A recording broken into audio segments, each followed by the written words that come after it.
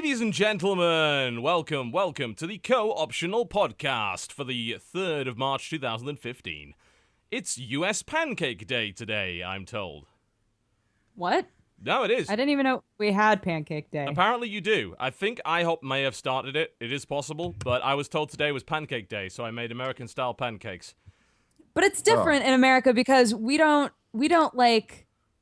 we eat pancakes all the time. Yes, you do. Whereas we in England, in Britain, we do you not. literally eat pancakes on Pancake Day. Yes, right? on Pancake Day, also known as Shrove Tuesday, which has religious significance. Or in Europe, it's called Fat Tuesday, where everyone traditionally got rid of all of the fat in their house before starving themselves for Lent. Right. So that was our we Pancake call it Day. Fat Tuesday here too. Yes. Well, I'm surprised you just don't call it Fat America, because you guys just eat them all the time for breakfast. But I mean, not that I want to talk, but hey. That's what I'm tasty. saying. We don't need Pancake Day. You make them with buttermilk, for God's sake. Buttermilk. Oh, I don't like buttermilk pancakes. Although, to be fair, I like waffles way more than pancakes anyway, so. I will agree with that. Chicken and waffles was something I was only recently introduced to. So good. It's a thing. That is quite the thing. It is a thing. It is. It's the best thing, yes. Yeah. You see, in the UK, we have waffles, but they're made of potato. They're just potato waffles. And you substitute fries with them. Yeah. They're kind of like a... Oh, waffle fries. We have waffle fries. No. They're not waffle fries. They're not waffle fries. They're like a giant waffle fry. So, all right, I'm going to have to find this.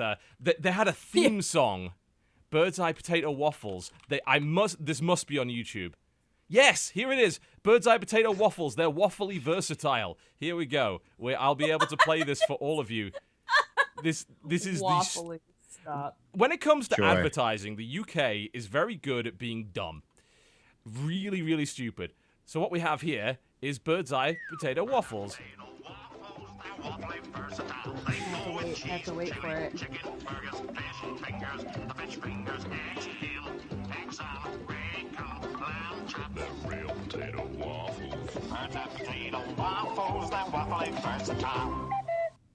There we go. You have now experienced Bird's Eye Potato Waffles, which are waffly versatile. But you see them. They're huge. Oh, there they are. Yeah. Oh. Yeah, they're Oh my giant. God, was that a potato waffle with chili? Because I'm in. Oh yeah, they're actually pretty good. Super in. Like it is a giant. It's like a giant waffle fry. So Wait, there's a lot more potato in them. Is it like tater tots, but in the form of a yeah, waffle? it's like okay. it's like a tater tot in the form of a giant waffle. That's what it is. That's real weird, man. Yeah. So I'd like to welcome our special guest to the show that was tricked into believing this is a video game podcast. He now has discovered the ruse is real. He is Adam Kovic, formerly of Inside Gaming, now of Le Funhaus, or however you wish to pronounce it. I like the French Funhaus. twang. Yeah, we're just going to add the French in there just to confuse people even more. Yeah. Adam, welcome, finally. We've known each other in passing for years, and finally we get you on the show. Tell us everything. Hey. What happened? Where are you now? What's going on? So myself, along with the former Inside Gaming crew, have joined Rooster Teeth and Fullscreen, and we're now the West Coast expansion of the Austin studio. And we rebranded ourselves as Funhaus as a new channel, so we can kind of just keep doing what we're doing and allow us to just kind of keep making videos and just trying to make you laugh. Usually failing, but we try. Were you aware that Funhaus was in fact a kids' game show in the UK in 1989 that also had its own stupid theme song? Yeah, every American knows that. Yes, 100%. Obviously. Yes. Should we play that too? Are we gonna have a nostalgia fest here? Only if you play the song while also showing the potato waffles video we could do that at the same time. We could do that. It was honestly. It was honestly that we just liked the name Funhaus, and then I think there's an ice cream truck that's around here called like Ice House or something like that. And I was like, oh, that's kind of cool. Spelled I like how they do the H-A-U-S, house. the German spelling, yeah? Yeah, the house. Yeah, and so then when we were talking to Bernie about name ideas, he kind of gravitated towards that, and then the name was born. And yeah, it's easily searchable, which is nice, and people seem to like it. Yeah, it's a good name. It's a pretty damn good brand. Incidentally, for those experiencing some audio lag on the stream, I made the mistake of updating to the new and improved XSplit. Apparently, that was a mistake. Oh! Oh, I see how it is. Don't TV you gives start with me, shit. Dodger. TV Your gives version me is from shit for not updating 1987. my XSplit, and it turns out if you update your XSplit, it fucks everything up. That wasn't true until yesterday when apparently they broke it, but it's okay. Yeah, Funhaus. So I have a story about Funhaus. So this was a game show in which they constructed this giant funhouse, and all the challenges would happen within. But here's the weird thing. When I went to university, it turns out that the Funhaus crew from 1989 decided to start doing student comedy shows. Raunchy student comedy shows. So they dressed up the two cheerleaders from the original show in slutty outfits, and they did dancing to what appeared to be drum and bass, which was a very disturbing experience, and frankly something I could have done without seeing. But this, as we are about to play on the show, is the Funhaus intro from 1989.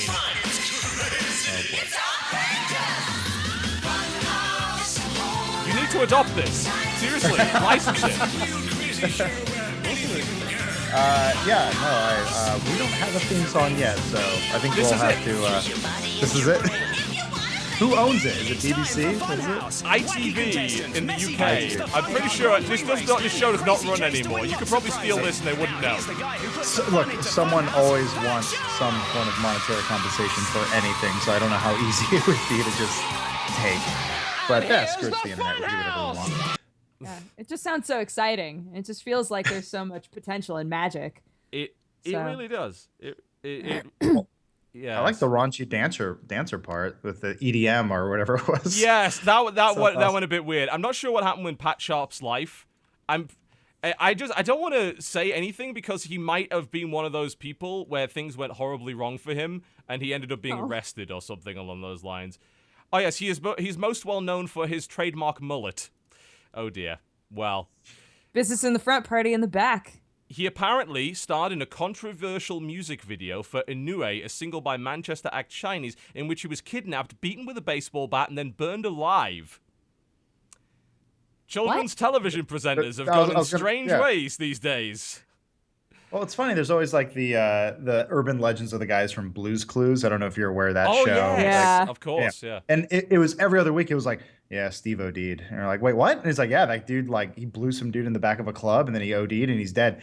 Never true. Yeah, it was never true. No, but never. It was. Yeah, same rumors came around my school, man.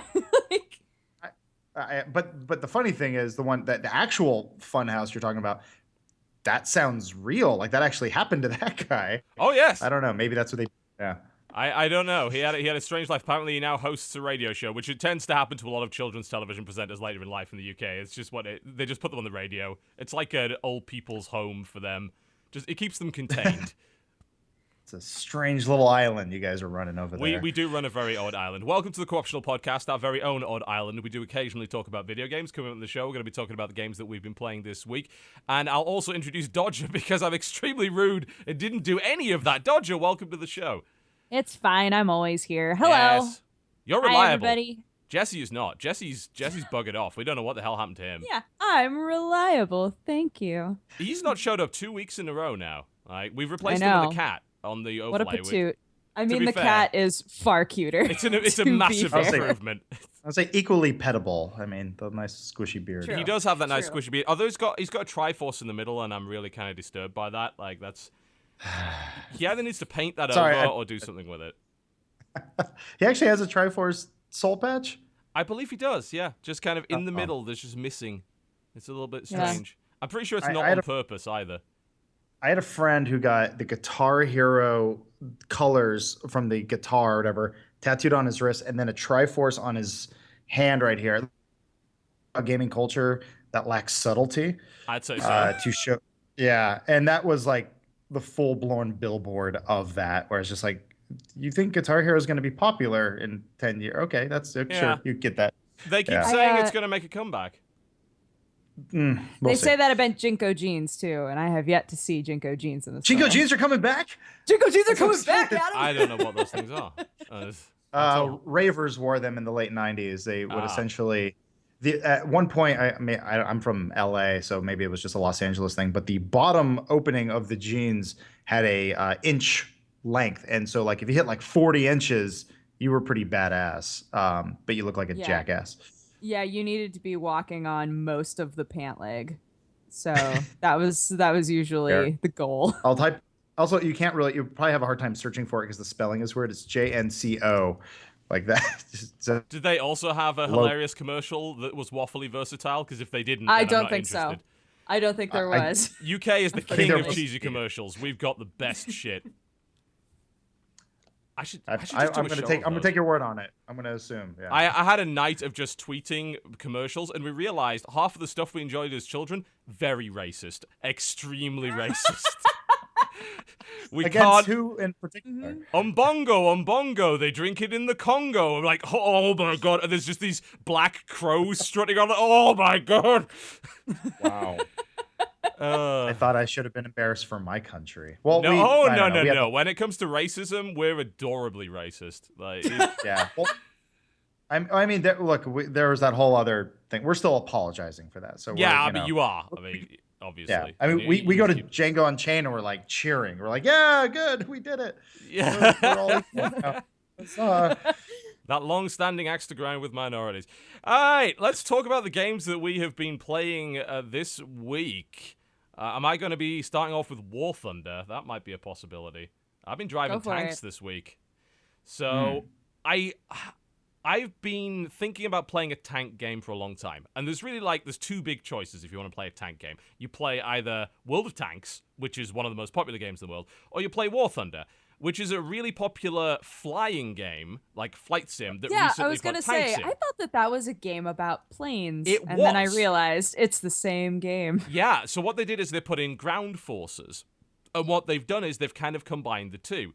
So there's certain modes you can play in, and sometimes there are planes on the battlefield as well. So in the arcade mode, you kind of earn a plane as sort of a kill streak reward, and then you can fly the plane for about a minute.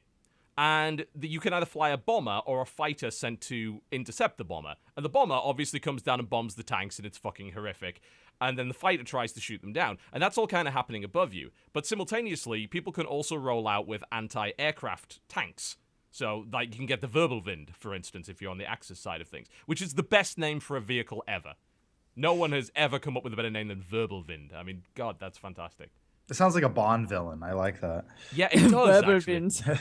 Ah, Mr. Wirbelwind. I see. Yeah. Yes, that would work. But it's mostly still just tanks, like, for the most part. And I just decided I was going to give War Thunder a try, because I'd already played the flight component of War Thunder and really enjoyed it. And you've probably seen that amazing gif of the Japanese plane literally shearing off the wing of another plane with its own wing. It's like Japanese steel. Right. Just incredible stuff. But that game's actually, the tank component is really good. The way that they've simulated it is really interesting. So tanks don't have hit points or anything in that game. What they've got are components and crew.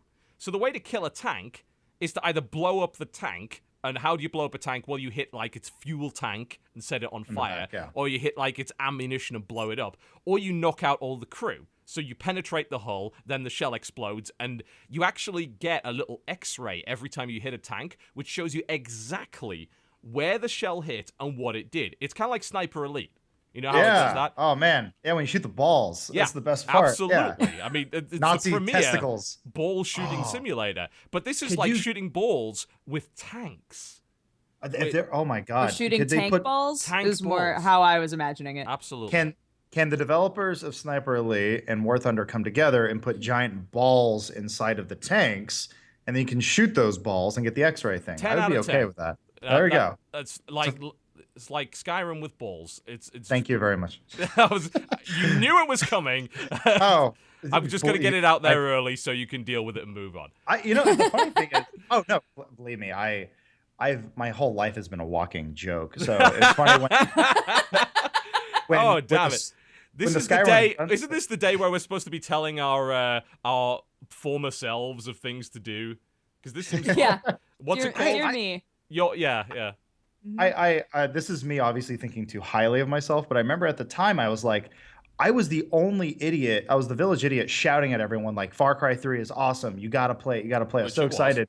It was. And no one was listening because no one played Far Cry. And I was like, I had enjoyed the Far Cry series up to that point. Of course, yeah. And so finally I had the mental breakdown moment where I'm like, it's like Skyrim with guns. And like for whatever reason, the PR people were like, "Yeah, oh my God, it is. Thank you for doing that." And I was like, "Whatever gets the message out. Like, if more people play this." And so, me thinking too highly of myself, I'm kind of like video game Jesus.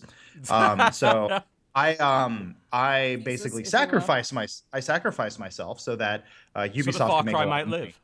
Yeah. Yeah, yeah. I mean, regardless, I was just glad the game did well, and I enjoyed Far Cry 4 too. So, but Yeah. yeah, I they like Far Cry 4. I mean, I like Far Cry 3. Why wouldn't I? It's the same fucking game. Just happened in the exactly. Himalayas, you know. So Yeah, with a couple stuttering moments, but you know, yes, it took them a while to fix that. That was pretty damn annoying. It's like it wouldn't be an Ubisoft game this year if it didn't have a fucking issue on PC, would it? But the funny thing was, I went to a Far Cry 4 event. It was only PS4, I want to say, when I just went for the day to check it out, and all the PR people saw me there, and we kind of gave each other this look of like, I know what you did. You you To be used fair, my you probably sold a lot of fucking Far Cry 3s with that quote. Yeah. Like that. The royalties are still coming in. All I'm sure $0. they are. Yeah, It's fantastic. I need to start charging Shadow Warrior for the quote where I said it's literally better than Half-Life 3, and it ended up on their Steam page. Oh, my. Which apparently we're not going to see because that big announcement that Valve were going to do, apparently it's not an announcement at all. And people are like, no, it's actually just a discussion. I don't know. Are they running the long con? They might be running the long con on this one. That happened. I was out of the office. Like, I literally was in a meeting, came here, and I know GDC is going on right now. Did Valve have their thing? And it was just a what was it? It was apparently not a thing. So it's been blown up in various ways. Like HTC, who we're actually going to talk a lot about this later, but I suppose we could just kind of run over it briefly. HTC had to apologize for making a comment saying that they would really like to have a Half-Life game on their virtual reality headset.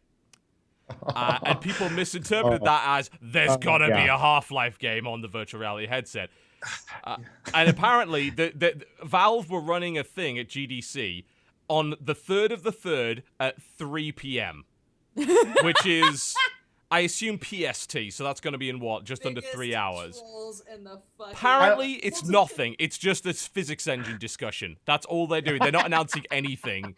The funny thing is, Valve is so lovable. They probably did that on accident. They're like, "Oh shit, we They really didn't realize. It just worked within their schedule, and they're like, "Oh shit, Oh, it's everything's entirely possible. Yeah. Oh no, everything rhymes with 3." Like, But I wonder if it is that they're playing the long con, playing it down, then suddenly something does get announced. I don't know. I'm ready for disappointment with Valve. Always prepared for that. But yeah, we could save that for later. Yeah, we'll sort of talk about all the virtual reality stuff later. Anyway, back to War Thunder, Skyrim with balls. Right. The weird thing about that game is that because it doesn't have hit points, you can literally shoot at a tank forever and not do anything to it. Like, if you shoot the wrong bit, your ammo just doesn't do anything. So you have to, there are points you have to hit in order to do any damage. Okay, I understand now. That's where things get really interesting, because each tank has different weak spots that are historically accurate. You can literally shoot a shell through, like, the observation hole in the front of the tank, and each tank has different setup. So it's I still play the arcade mode, which is kind of the easier mode, but even the easier mode is all about that. If you use the wrong type of ammunition and it says, oh, so this ammunition penetrates X number of millimeters of armor and this has this amount of armor, nothing happens. Nothing. But you could shoot it forever and it just won't do anything. It just flat out won't do anything. Magic Nazi tanks. Yeah, I mean, apparently Shermans are like that. I didn't realize Shermans were so fucking tough, because I've been driving around in a Stug, and I was like, oh yeah, I'm gonna go blow up these Shermans, because everyone knows Shermans were rubbish. Apparently not. They're not rubbish at all. They're big, fat, bulbous, and pudgy, but my god, they could take a fucking pounding. You could literally blow off the fuel cap of a tank in that game and blow it up. Like, that's a viable strat.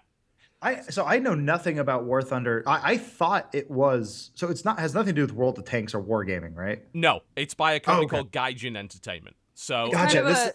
Their games are kind of competing right now. Yes, they are now anyway. So it's a weird situation, because they started by making War Thunder, which was a flight game. And then the World of Tanks guys made World of Warplanes, which is competing with War Thunder. And then War Thunder added tanks to War Thunder. So that's now... So in War Thunder, now that they have tanks, like, can you be in a plane and your buddy be in a tank? Yes. Okay, so why I fucking love this is that years ago, War Machine, World of Tanks guys, they Yeah. were like, Wargaming. someday, one day, we're gonna make it so that World of Tanks and World of Warplanes and World of Warships can all happen in the same world. But it's gonna be a really long time from now. Like, it's gonna be way too hard. And now War Thunder just did it. War Thunder's just like, oh, you want to be in a tank or a plane? Go for it. Yeah, they did, and it's good. Like, Oh, God. I love the way the tanks handle in War Thunder. They slip and slide everywhere. You could literally Tokyo drift that motherfucker. It's fantastic. And like they get muddier the more shit they go through. You can ram down trees with them. They handle like tanks. I need and these are free to play. Free to play right? games, yeah. Gotcha. So my scope of knowing about these are when I go to PAX conventions, and whichever one has the bigger plane. Booth. It's usually Wargaming. They have a lot of money. Yeah, and it always kind of looks the same, so I just kind of assumed, I'm like, oh, it's kind of the same thing. I have had no time to play either one of those games, but you're selling me on it slowly. I like this idea. It's really satisfying to kill a tank in that game because of how like complicated it is to actually kill the tank. It's not. I've got to be honest, I haven't played much of World of Tanks, but my understanding with World of Tanks is that tanks kind of have hit points in a way, like, because you got damage numbers in that game. But in this, you don't have damage numbers, because literally, if you keep just hitting a useless part of the tank, nothing fucking happens. You want your shell to explode in the tank and kill all the crew, and the crew are positioned in very specific ways, depending on which tank. Some tanks only have, like, 3 crew, some have 5. If you take more ammunition, it takes up more space in your tank, and it makes it more likely to explode. So it's pretty fucking... And that sounds really complicated, and it is, but it's an easy to learn, hard to master thing. Driving the tank is super easy. You just get in, and you drive the tank with WAS and D, and you aim your turret with the mouse. But there's all this shit to learn behind that that's really interesting and entertaining to me. I'm just more surprised that there is a market for the World War II tank crowd enough to make 2 different games. I mean, like, they're both popular. Very popular. I thought they were just like funneling Russian mob money. That was always the joke. It was like, that is the joke. Like, World of Tanks is definitely owned by the mob, right? Right? Yeah. I met the CEO. He was drunk and hilarious, and I'm pretty sure he runs like the mob. What's right? the Russian mob? Begins with a not Bravda. The Bratva. Yes, I'm pretty sure he runs the Bratva. Just saying. The Russian Yakuza, if you will. The Russian Yakuza, that's literally, I was like, I know the word Yakuza and the word mob. And that's, let's figure out. As far as my knowledge goes. And the only reason I know semantics. Bratva is from watching Arrow, because Arrow had the Bratva in it. I'm like, oh, cool, that's who they are. Oh my gosh, that's right. Yeah. Arrow's a great show. Everybody go watch Arrow. After this show. I'm waiting for season 3 to end so that I can watch that. But yeah, the guys in the office love it. But yeah. Okay, yeah. I will check it out. I'm really behind on popular games. I mean, I just played my first competitive match of CS:GO last night. Wow, really? I know. I've been playing on community servers all the time. I'm too intimidated to play. Counter-Strike's it's a ball buster, man. People are mean. Yeah, they are. Mean group of people. Well, Counter-Strike was always like that. Well, yeah, I mean, I remember playing it back in the day when it was like 1.6 and a little bit on Source, but like people take your gun from you and then they kill you and then they make fun of you for killing you with your own gun. I was like, this is new. This sucks. Like, you guys are jerks. Like this. we had fun though. That was really cool. Like, yeah, I couldn't believe how behind I was on that. So, but yeah, I'll totally give War Thunder a look. It's worth a shot. Like, the free-to-play model seems pretty fair. Like, apparently it gets kind of grindy around tier 3 and 4, but it's the same as World of Tanks. You fight tanks only from your own tier. So it doesn't matter if someone has a super expensive tank or whatever. If you're not in their tier, you're not going to fight them. So you're going to fight tier 2 tanks. So I actually bought a tank because I wanted to skip, like, the first tier of tanks. So I spent, like, $6 on a tank. And apparently it's the shittiest tank. Like, I spoke to a couple of, I had some guys on stream yesterday, and I'm like, yeah, so I bought a Panzer 3N. They're like, what did you do that for? That's a weird world we live in. Like, I'm afraid, like, I streaming games is cool and everything, but like, part of the joy of me playing games is kind of fucking up in my own little way. And like playing through like Dying Light, I feel like the biggest idiot when like I don't know how to climb a certain tower, and I can hear just laughing at me because I don't know what I'm doing, but no one's there because I'm not streaming. I'm alone. I totally understand that feeling. There are games where I'm like, I'm not even going to bother touching this. But then I think to myself, Well, I could just play it by myself. No one needs to know how bad I am at this, right? No one needs to know. No one needs It's to our know. secret shame. It's a weird thing where you like openly get mocked for not being an expert in a game right away. Like we started playing Smite, and people were like, "Nice build." I'm like, I don't know the fuck I'm doing. Yeah, I literally just get auto buy and auto pick on that. Like, and Yeah. people used to criticize me on Smite for playing Anubis. Like, oh, Anubis sucks. Like, dude, like in 2011 when I played the press alpha of that behind closed doors. Me and my cameraman 2v5'd a bunch of press from Europe and beat the shit out of them with Anubis. That's why I like Anubis. I don't care what the current meta is. I fucking love that guy. I want to play him. Yeah, you're talking with a lot of people who have played nothing but Smite for the last 4 years it's been out, and it's like I'm a lot like you, TV, where it's like I'll just try to play everything that I can. Yeah, you so dip like, into lots of stuff, but never like too deep. Yeah. So I feel like I'm constantly remembering and forgetting how to play video games. So like, yeah, I've been playing Dying Light a bunch, but then we went back to CS:GO last night, and I'm like, oh god, I had to like switch mice and like double check that like the aim was good, and I just need to make sure I'm not embarrassing myself because one of our guys was streaming, and I'm just like, oh great, god damn, I'm gonna suck. So that's our life. Sorry, Dodger. Oh, I was just gonna say, I remember when I was a little kid and I would watch my mom play solitaire on the computer and I would watch my dad play Tetris, and both times I would be like over their shoulder, like, you should have put it there. Oh, you could do this. She was the backseat gamer. I was that guy. Yeah, and now I get so angry when people are like, "How did you not see that?" And I'm like, "Because I'm playing the game," and it all clicks. And I'm like, I'm my mom now. I'm my mom and my dad playing a game with a little child over my shoulder, being like, "You suck at this." When I warms was my heart knowing that the cycle is still going. when I was 3, my parents separated. I'm not trying to bring the room down. There's a point to this story. It's okay. I can start telling depressing. chemo stories if you really want to ruin everything. Let's go. We can just Abort. Everybody stop. let's bring everybody down a level. Anyway, so when my parents divorced, most kids in LA will know this. When your parents get divorced, you have visitation rights. Sure. So when we got a little bit older, my brother and I would have these extended stays, and we would bring like the PlayStation. I remember getting Final Fantasy VIII. And we'd sit there and play, and I would do the same thing as Dodger, where I'd basically go, my brother start playing, go, just give it to me. And then I would play for like 30 hours straight, and he would just watch. I was the worst brother in the world, so I want to apologize to him. Sorry, bro. I used to force my brother to go in 50-50 with me on games that he didn't like. Wow, I'm a pretty shitty human. When we got our first console, which was a Dreamcast, the games were expensive. Like, they were £40 each, which was a lot of money. So we got, like, I think £5 a week pocket money. So we'd literally be saving up for 4 weeks each, and then would go in. But since I was the older brother, I kind of had the veto right on which game we'd get. So I'm pretty sure we got 90% of the games I wanted and about 10% of the games he fucking wanted. Wow. I would, all of the game consoles, well, aside from the NES, because the NES had Tetris on it, my dad was not going to let that leave his room. But like the Super NES and all that was in my brother's room, and my brother always slept in until like noon or 1 o'clock, and I would just sit outside his room waiting for him to wake up. And sometimes I'd just walk in and wake him up so that I could play. And he'd be like, "Get out of my room, I want to sleep." So we were all terrible siblings in the end. Well, that's a weird thing though. I remember that. I mean, being a kid, waking up early before school so I could play a video game. Now I'm just like, I just cherish every moment I get to sleep in. But if I am playing a game that I really love, like a brand new game, I remember like Wolfenstein, I would actually wake up at like 6 a.m. and go play, and I'm like, this is still ingrained in me. This is sad. I'm a 30-year-old man.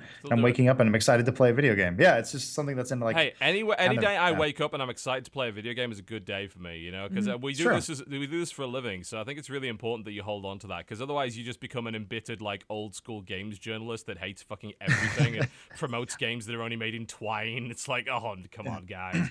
When did you stop loving video games? I don't know. It's sad. I don't know.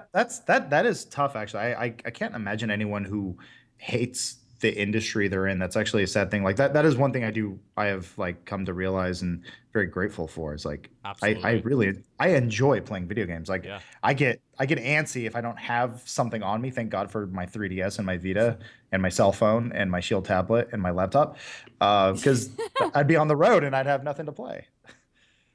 Oh yeah, I absolutely can't be separated from games at any point. Like, I need access to something, like even if it's an iPad game or whatever.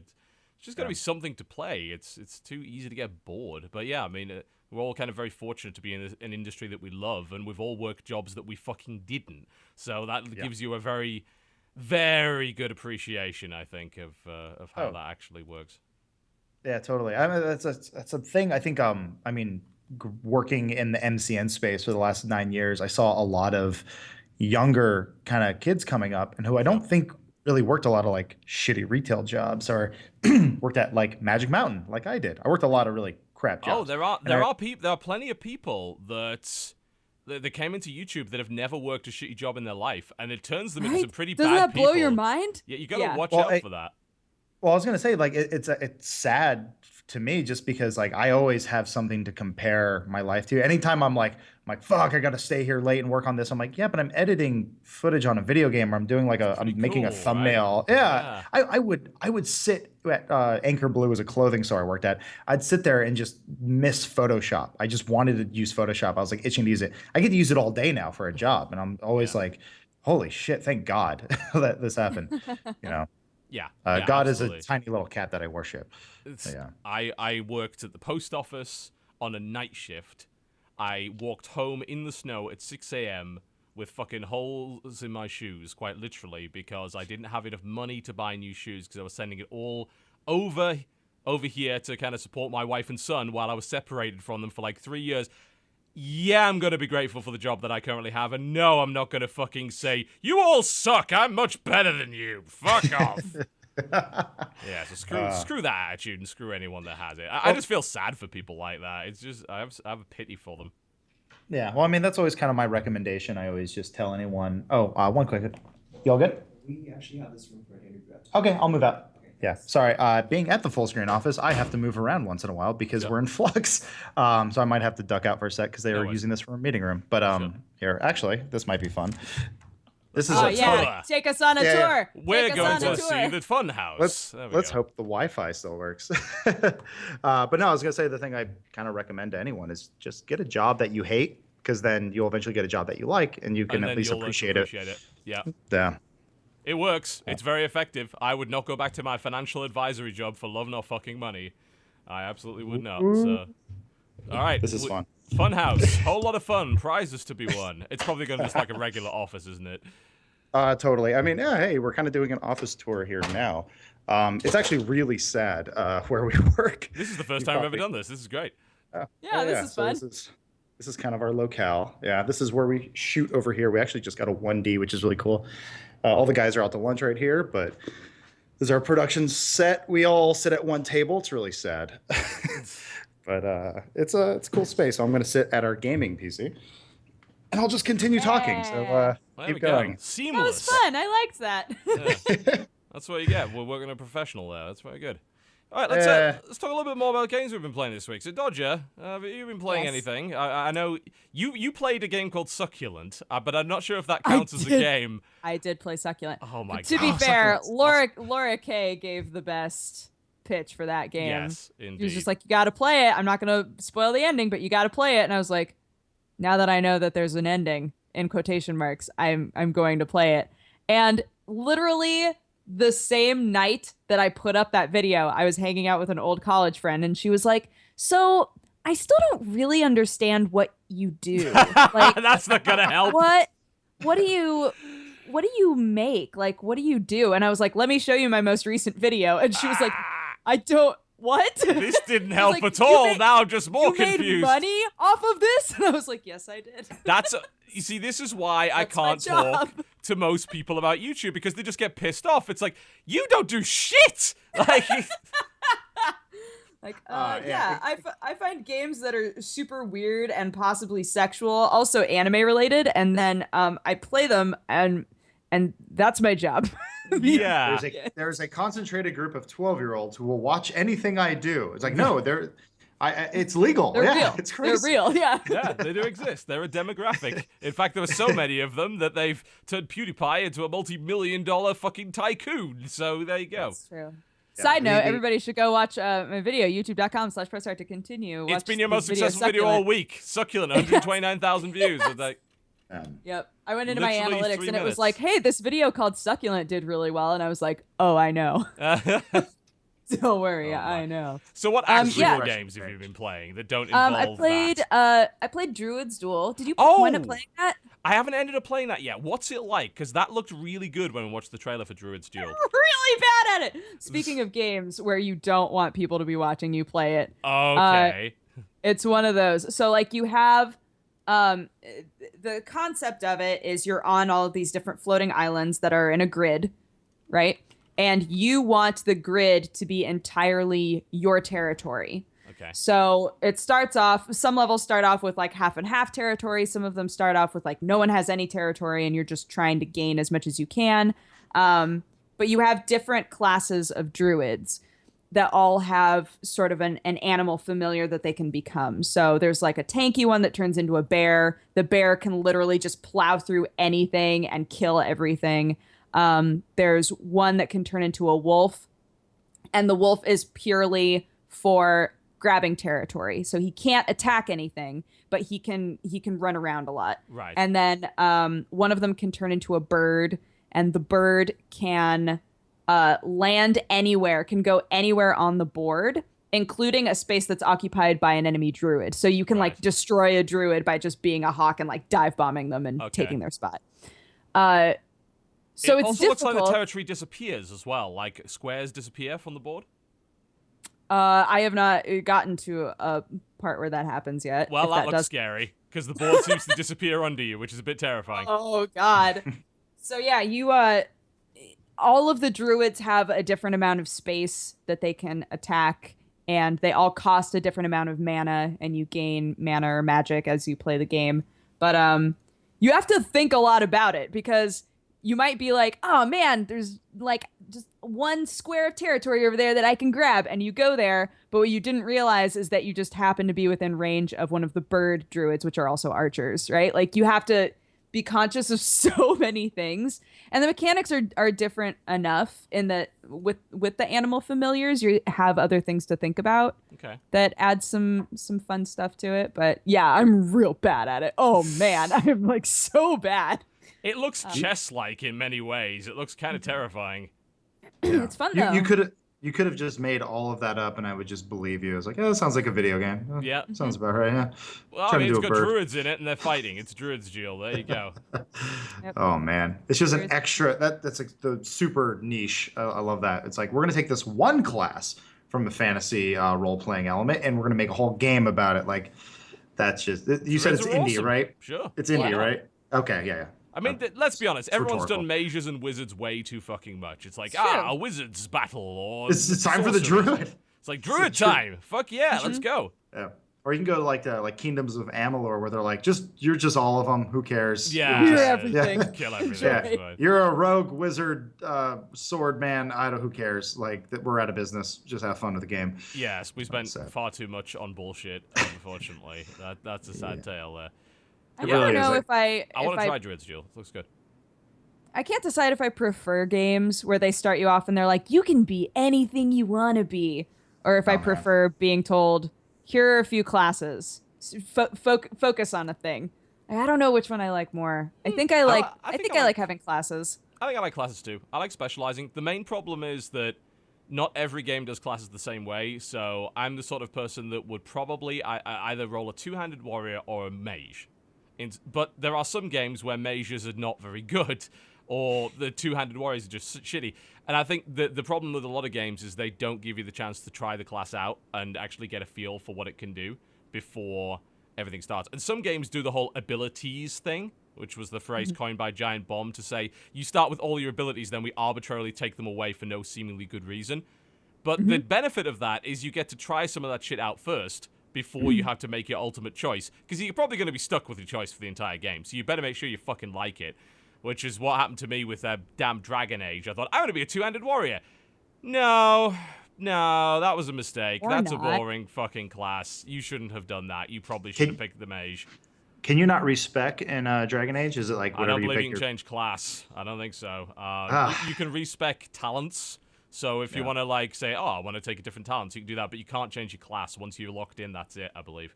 Gotcha. That's a little rough. I don't know. I mean, like, I feel like at least with RPGs, we're at a point where it just becomes kind of like a save state, and it just kind of becomes an outfit. I get people want to play as different classes throughout a game, but like I'll do that sometimes. Like I'll pick a role, and I'm just like I'm really tired of like Skyrim as an example is just like okay, I went with archer, like an archer build, and I'm like damn, I really wish I would have just gone two-handed like clubbing, you know, like, and then eventually just install a mod that allows me to respec my points. But That helps. I don't know.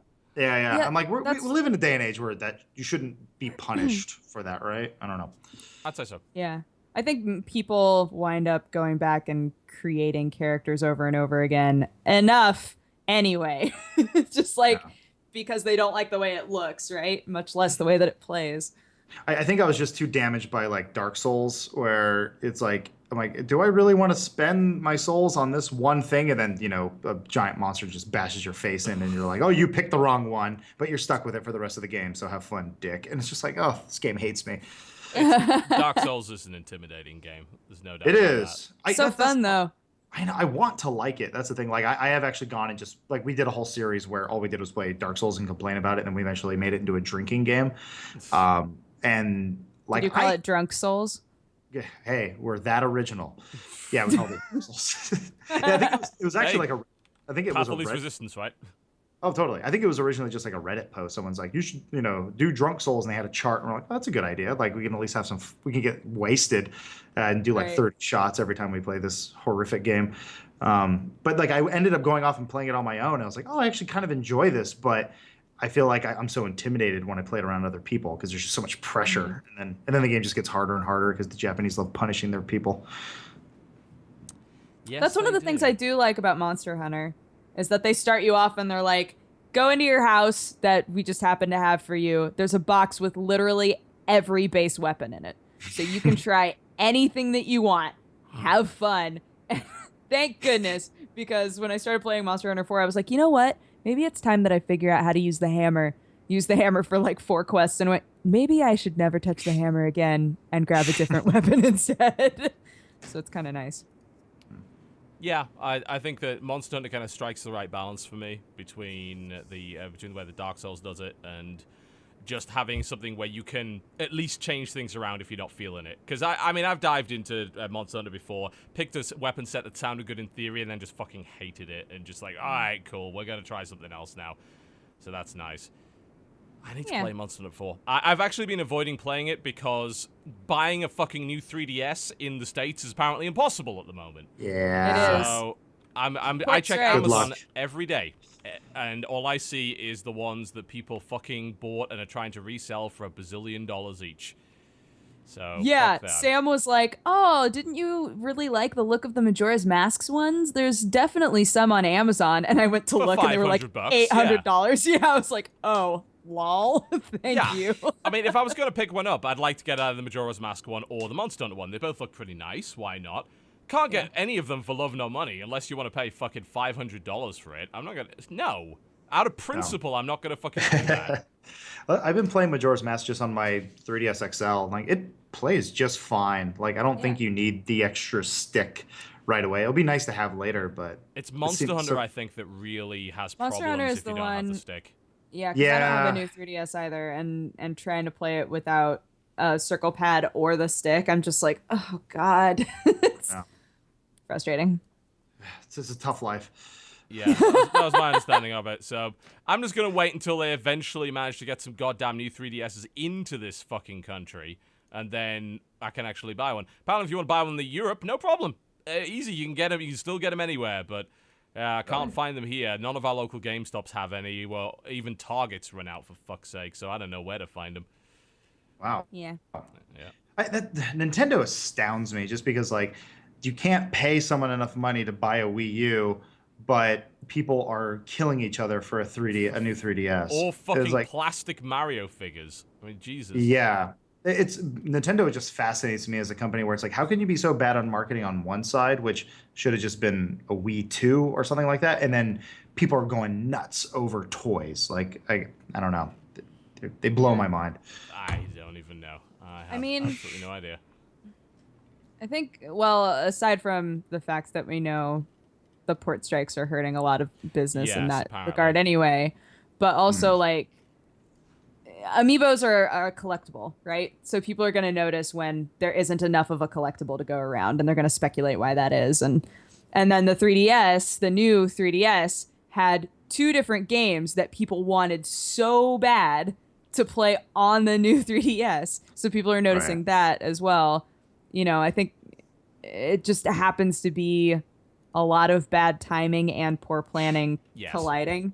Yeah. Right. No, that makes sense. Yeah. I mean, thank God they figured out the digital download thing because I was asking a friend. I was like, "Wait, does Majora's Mask like sold digitally?" He's like, "Yeah." And I was like, "I don't know. Nintendo could do something weird where they're like, you could only buy Majora's Mask at a store." I'd be like, "Oh, kill me." That would be Nintendo in a fucking nutshell, and you know it. They just do that for the sake of it. It's like, well, Majora's Mask is only available if you buy the special Golden Link amiibo.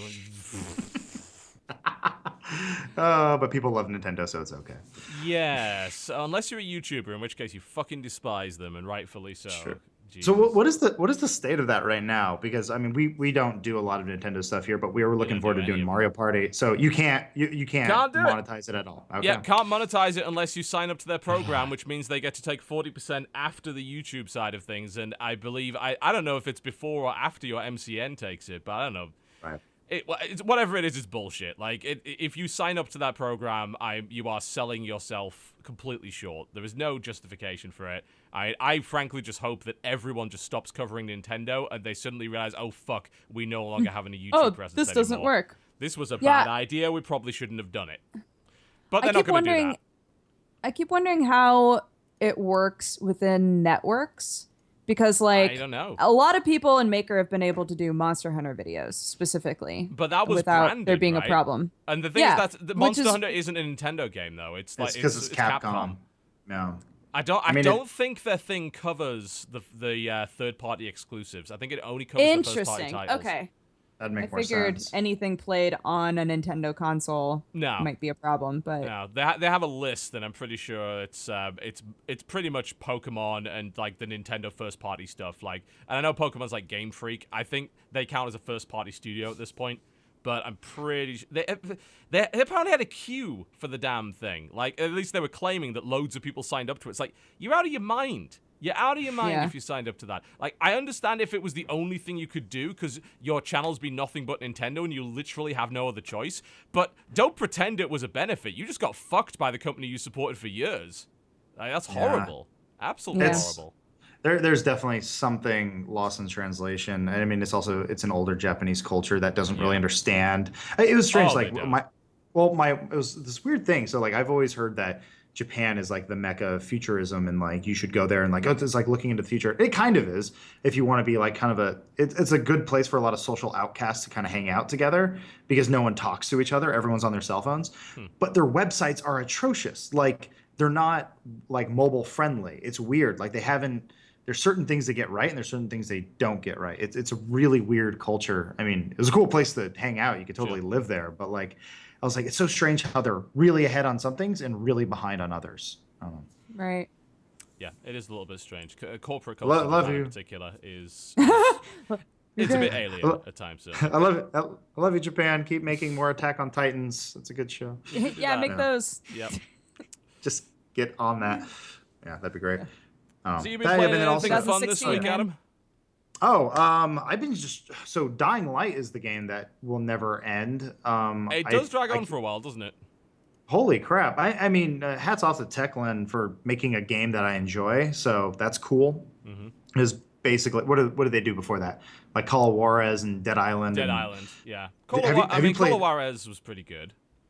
Yeah, I mean, it's pretty standard, but like Dying Light's actually like strikes me as like a AAA game. Like how big the world is and like the story actually kind of flows. I'm like, wow, that's strange. Like, it's not the greatest story, but like at least it's moving and the voice acting is pretty good. It's like, like, hey, they made a game that's like a good kind of solid 8 out of 10. Good, that's great.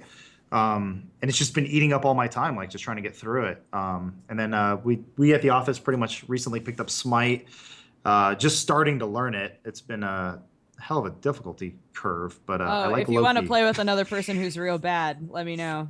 Oh, really? Yeah, we need a ringer. Yeah. We're terrible. Real bad.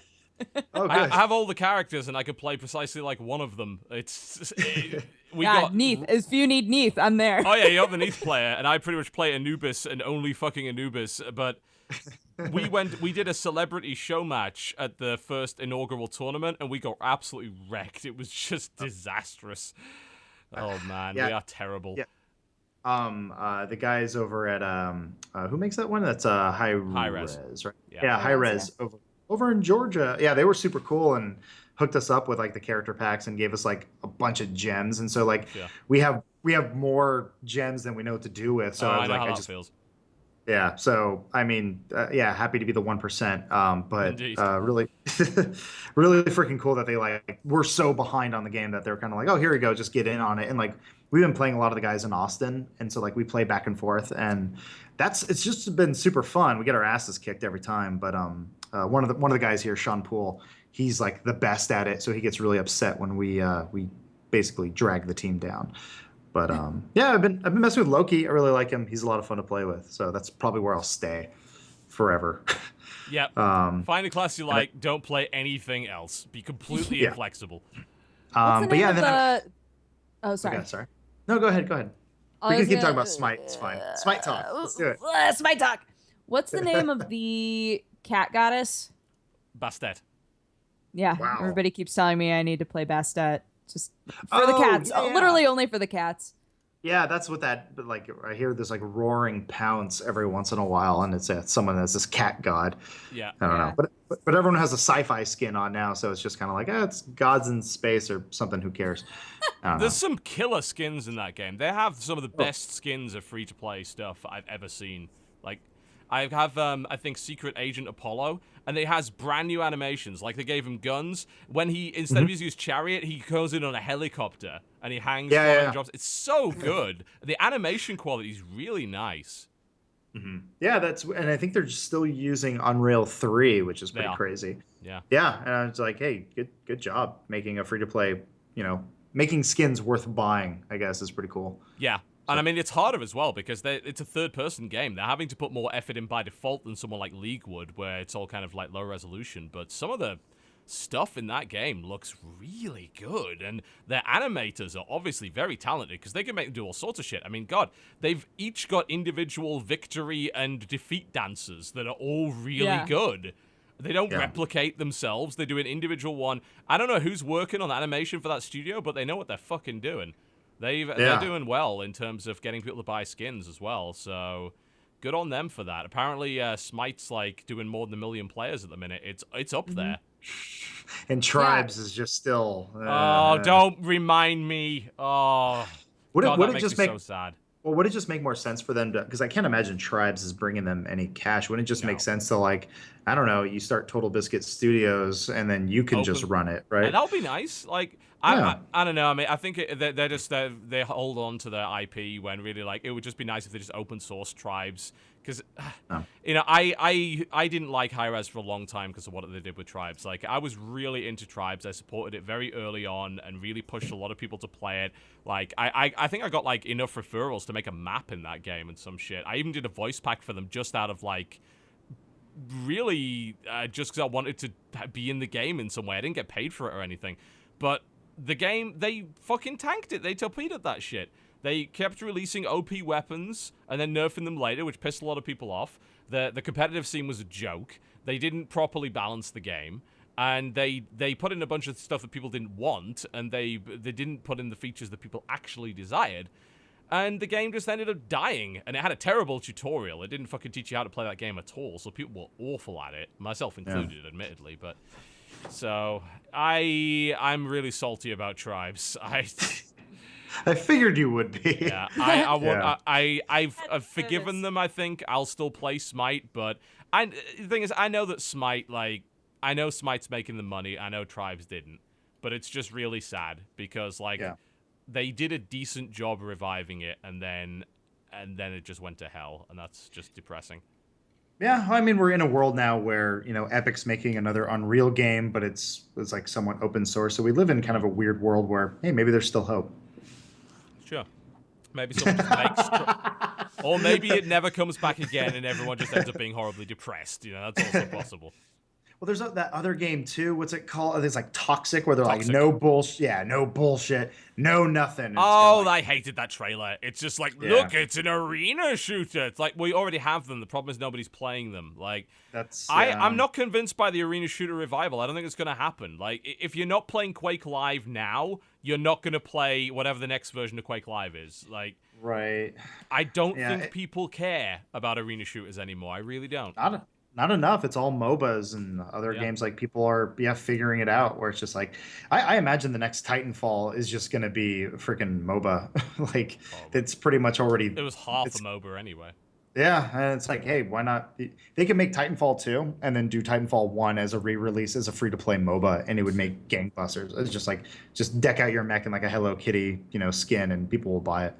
Yeah, I just don't think arena shooters are gonna make that comeback that people think they do, because effectively arena shooters reached their pinnacle with Quake 3, and where do you even go from there? You know? Yeah, well, that's what they I think like Halo was a good example where it was basically, here's Quake really slow because we have to compensate for using controls, but like you play like go back and play Halo 1, and it's like, wow, this is heavily inspired by Quake, like power-ups and overshields and stuff like, but it's just really slow. And then from there it was Call of Duty this, Call of Duty that, and then it just ended up being too much. And so I think it is the wrong style of thinking to be like, we just need to simplify, and it's like, no, I think people are just over it. Yeah, I don't think simplifying is going to happen. Like there are plenty of really good arena shooters right fucking now that you can play, and most of them are free, like Xenotic or Warsaw, for instance, are both really good arena shooters. No one fucking plays them. Quake Live is basically free, and they put in a bunch of modes to help people play, to like get them in. Nobody plays it. Like it got a big spike after I did a video on it, and then it just died right off again. Like no one cares. It's just sad to say. I mean, there's something to be said about incentives. Like I think Candy Crush and a lot of those guys basically figured it out, where they're like, we will give you little prizes the more you come back. And Quake Live doesn't do that for you at all. So, thank you. No, sadly it does not. It's a bit unfortunate. All right, we're going to take a quick break, and when we come back, we will bring you more of the games that we've been playing this week, and you can eat whatever that is. It looks delicious. This is Chipotle. I'm excited. Yeah, I hate Chipotle. you. Fuck you. We'll be right back. Well, ladies and gentlemen, welcome back to the Co-Optional Podcast. You brought friends, Adam. I believe they're behind you at the moment. You're trying to hide them as best you can. I'm trying to. I mean, you can see the back of Bruce's head. There's a head. Bruce, wave. See, Wonderful. we're real people. Yeah. That's our daily dose of social interaction. There we go. No problem at all. All right, let's get back to the games we've been playing this week. You've been playing anything else, Dodger? Anything being on the cards for you?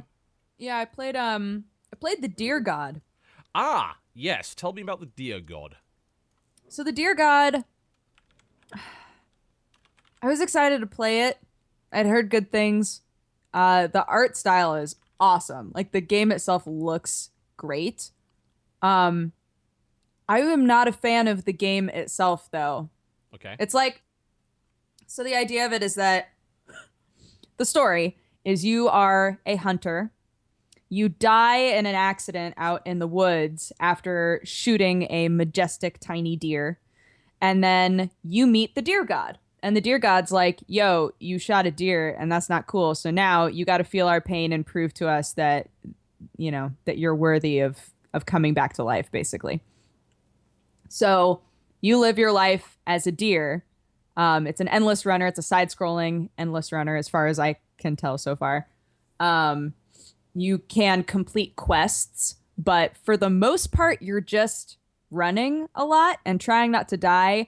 If you kill things that hurt deer, so that includes like crocodiles, snakes, and hunters, then you get good karma. Deer are known for god. killing hunters and crocodiles. That's actually their speciality. You can headbutt them. Oh, rhinos. There are also like crazy rhinos. Rhinos? Yeah, I don't know. And then if you kill other deer, then you're a bad deer, right?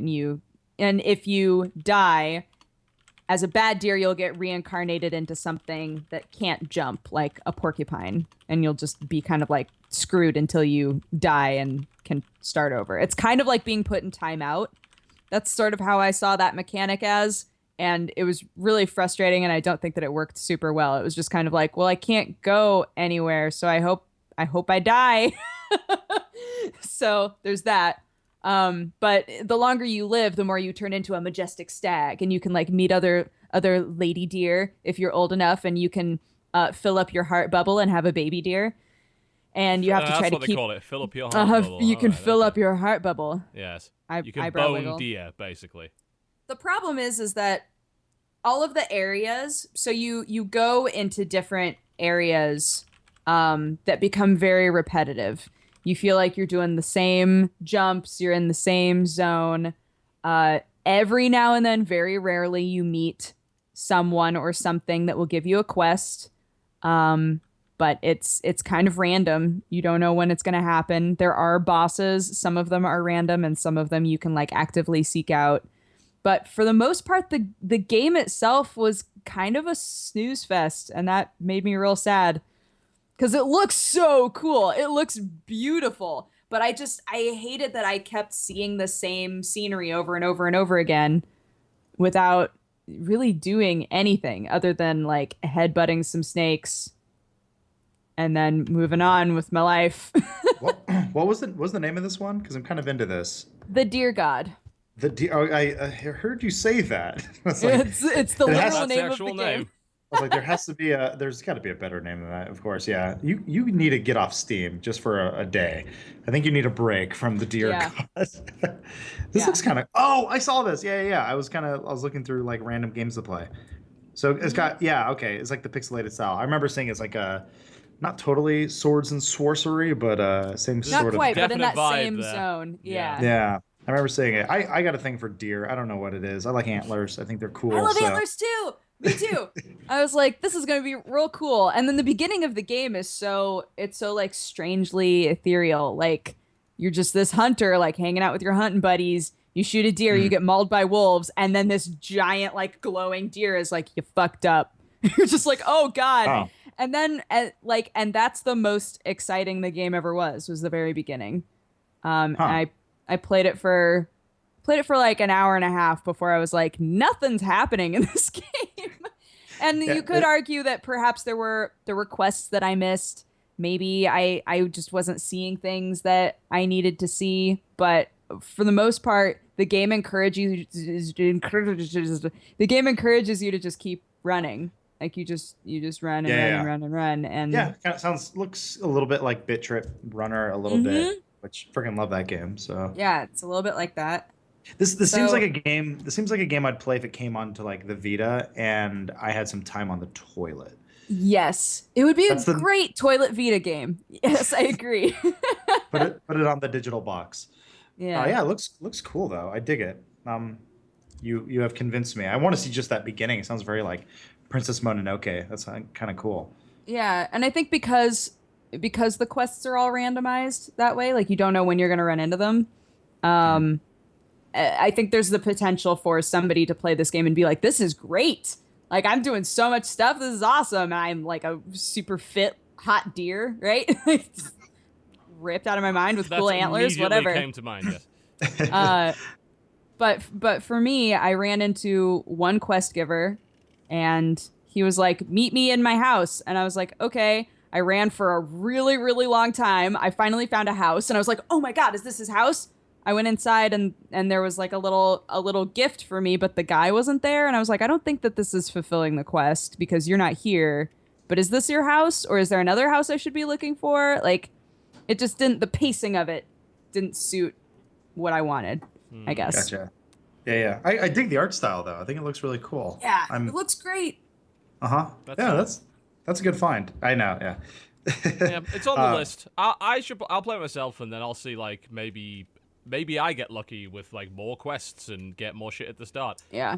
It's a risk though, isn't it? Like, how procedurally generated is that game? Because you're telling me that you're seeing a lot of the same shit.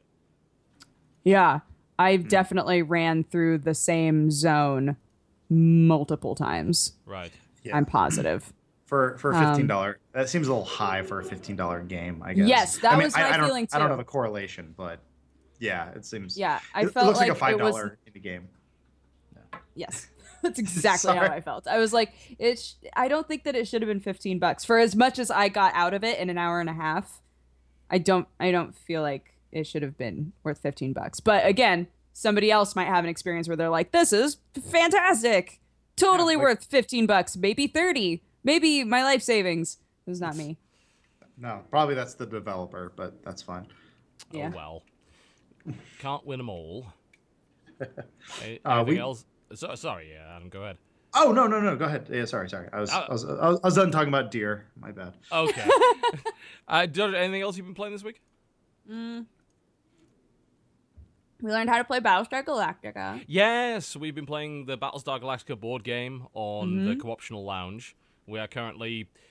Technically, we're like a quarter of the way in. Actually, we're more like a third of the way in at the moment. That game could drag on for a while, like 3 to 4 hours. What does it play like? How best to describe? Like, is it like a Settlers or Risk or... Man, the only other game that I've played that's like it, it's actually very similar, is Dead of Winter. Okay. Yes, there are some things involving like Dead of Winter, and like the betrayal mechanics are quite similar. The Shadows of a Camelot is another example of a game that does that. But Gotcha. it's kind of a resource management game in the sense that you are dealt crises that you have to deal with. The crises require a certain number of skill points. You get skill points from skill cards, which are of 5 different colors, but each crisis requires certain colors. And if you put the wrong ones in, it actually subtracts from the total. Now, you might ask, well, why on earth would you ever want to do that? That's because one of you is a fucking Cylon, and nobody else knows. So what can happen is they can put in cards to fuck up the skill check to make you fail. But just to make matters even more interesting and make it harder to figure out, every time you do a skill check, 2 cards come from the Destiny deck, which is a mixed deck of like 2 of each skill class. So you can't be sure. You can't necessarily be sure if a Cylon is fucking with it or if it's just a Destiny We definitely have a Cylon in our group, though, for we real. do. Well, the problem we definitely do. The problem is we don't know if we have a Cylon right now because you are guaranteed a Cylon halfway through the game. You're not guaranteed one at the start, but you can have one. Because there's a loyalty deck which has a certain number of cards in it. You only deal 1 card out at the start, then you deal the rest of the deck out halfway through the game. So that's where things get crazy, because you know there's a Cylon at that point. But we think there is one. We're not sure if it's a Cylon or someone bad at the game. That's the main problem. Like, it might be someone fucking dumb. Like, it is possible that someone is bad at the game and is putting the wrong cards in because they didn't read the card properly. Yeah, so it's either Krender just learning how to play the game and screwing stuff up, or it's Jesse being a Cylon. And I'm pretty sure it's Jesse being a Cylon. I'm convinced Jesse's a fucking Cylon. Yeah. He got really petulant about us putting him in the brig. Really petulant. We put him in the brig, and then he was like, well, I guess I'm just not going to help you guys with anything. And To I be was like, fair, that's not the way to win our trust back. The problem is, I don't know if that's just Jesse being a bitch, or if that's... Jesse is a huge bitch. So. It's like, is it Jesse the Salt King or Jesse the Cylon? We just don't know. Right. Could be both. I don't know. I don't know. Don't know. that sounds cool. My wife and I are huge Battlestar fans, so You need that game. You should play it. We just started. It might ruin your marriage, though. Just maybe. a heads up. Well, one of the guys here, Joel, he's into actually Joel and James. They play a lot of board games, and so they got us into Settlers of Catan. Never played before, and we were way into it. We're like, this is really cool. Sure. So I think it is this sort of slippery slope. And then we did play this one game. I forget what it was called, but it was like a resistance type game where there was someone who was like a spy, and Is it was just called The Resistance? By any I think chance? it is. Yeah, I think it's it might a very be that simple one. card game, right? Yeah. And it was like, I remember James's wife betrayed me immediately because I knew she was a spy because I knew I wasn't a spy. And the whole time I was screaming at everyone trying to tell them, Elise is a spy, Elise is a spy. And she's like, no, I'm not. No, I'm not. And then finally at the end it's revealed and I look like an asshole. Or she ended up looking like the asshole. But that sounds like a good mix of like kind of all those. So yeah. Yeah, I love games. games with betrayal mechanics in them, and BSG does it really well. I mean, if you like Battlestar, the theme is perfect, because a lot of the crises that happen are crises that happen during the show. Even the characters, like Hilo, doesn't start on the board, because of course Hilo wasn't with them at the start of the game.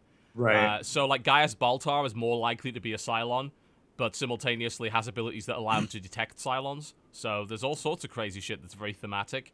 That game is fantastic. We're currently using a program called Tabletop Simulator to play it online.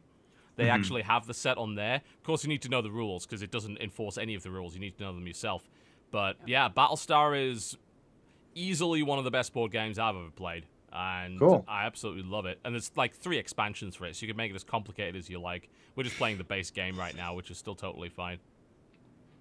Gotcha. Yeah, I love the secretive and bluffing stuff.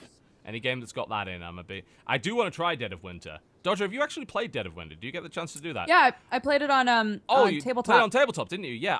That game is hard to get. Like, it was expensive before they did it on tabletop. Now you can't find it anywhere because people just bought all the copies. Yeah. It's so similar to Battlestar. Yeah, it's a zombie survival game in like the Arctic, right? Yeah. So rather than like attacks being, oh, ships are around your ship, it's zombies are around your survivor base, right? And it's the same sort of a thing where every time somebody takes a turn, there's like a cataclysmic event, and you have to figure out how to, keep it from happening. And yeah, I dig it's interesting. That. Yeah.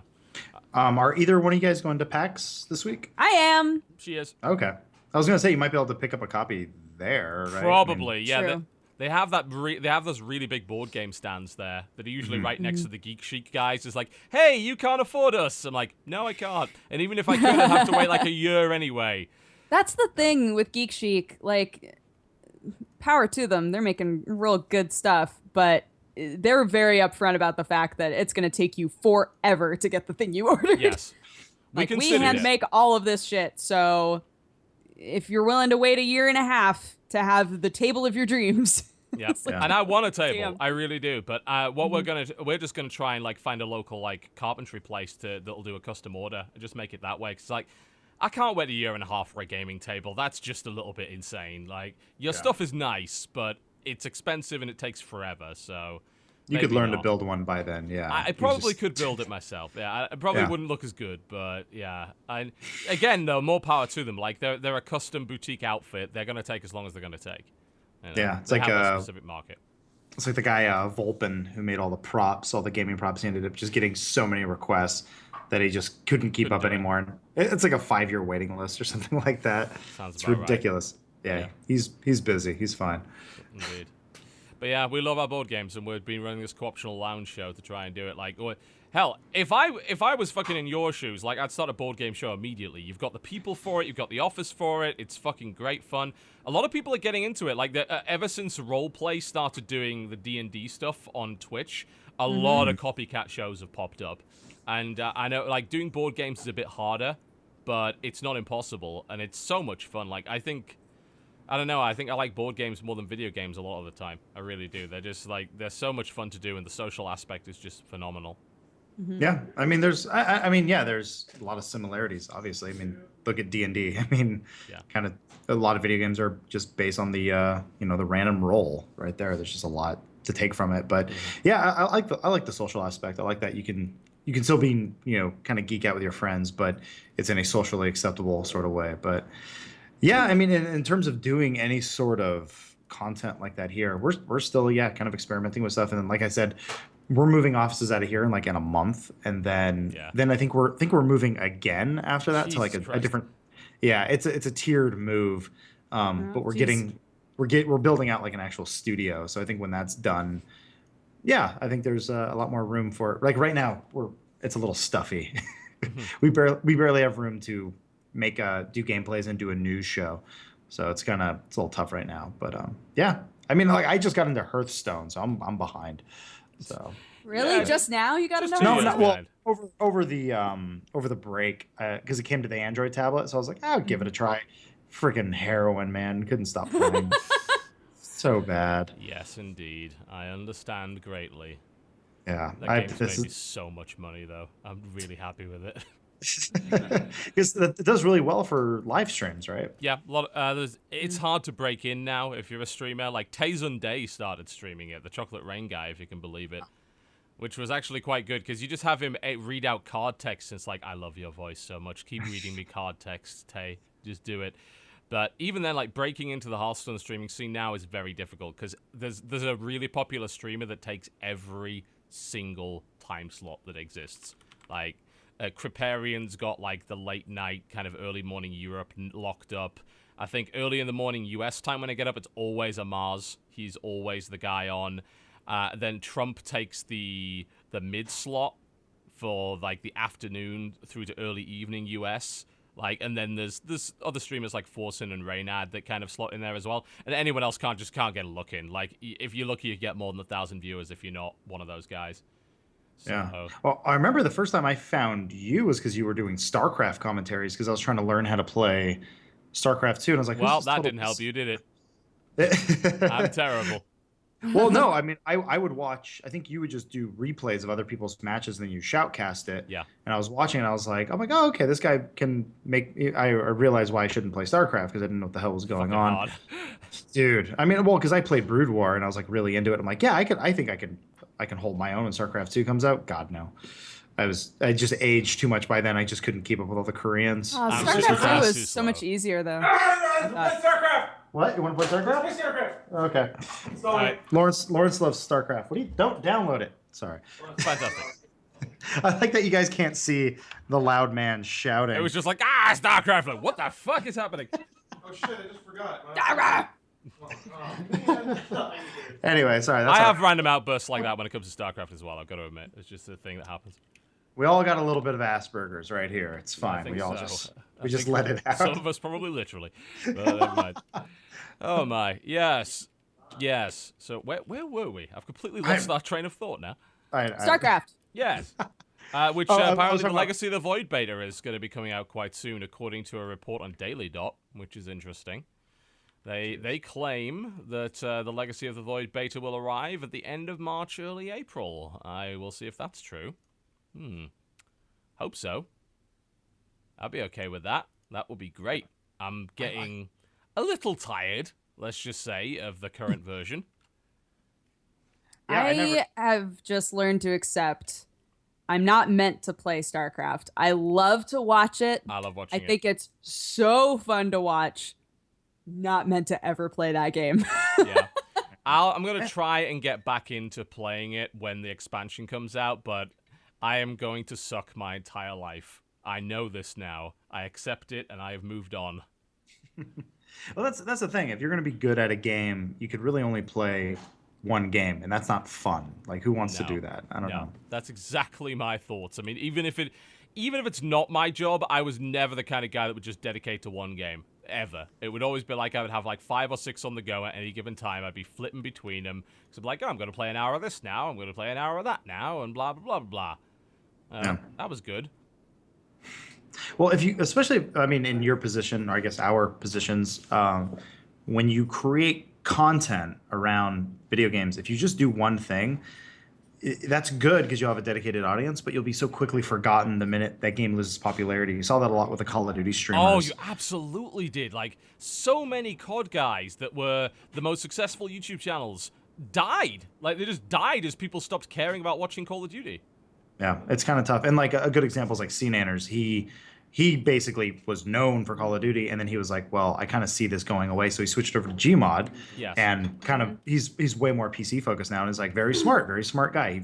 He saw the winds of change. He figured it out prior to it happening, and so many Call of Duty guys didn't, because they thought, oh, well, there's going to be a COD game every year. This is going to go on forever.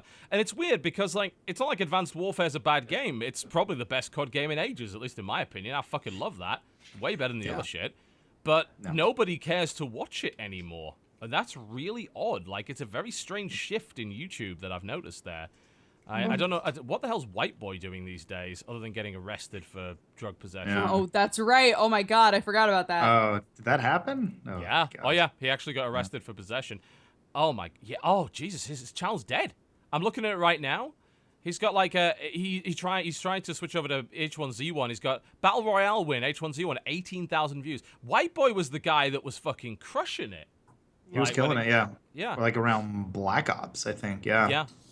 Or like now he's Modern Warfare 2. Yeah, he's even trying to do stuff like he's still trying to do stuff with like Black Ops and everything, and it's just oh dear. Yeah, that's the thing. YouTube's a tough game just in terms of content, but like the more you can diversify, and I think that's always a good sign if someone gets bored of playing one game, because it shows that they're just constantly going to challenge themselves and kind of change up what they're doing and improve themselves. Yeah. And if you're complacent, that's the easiest way. That's a death sentence essentially.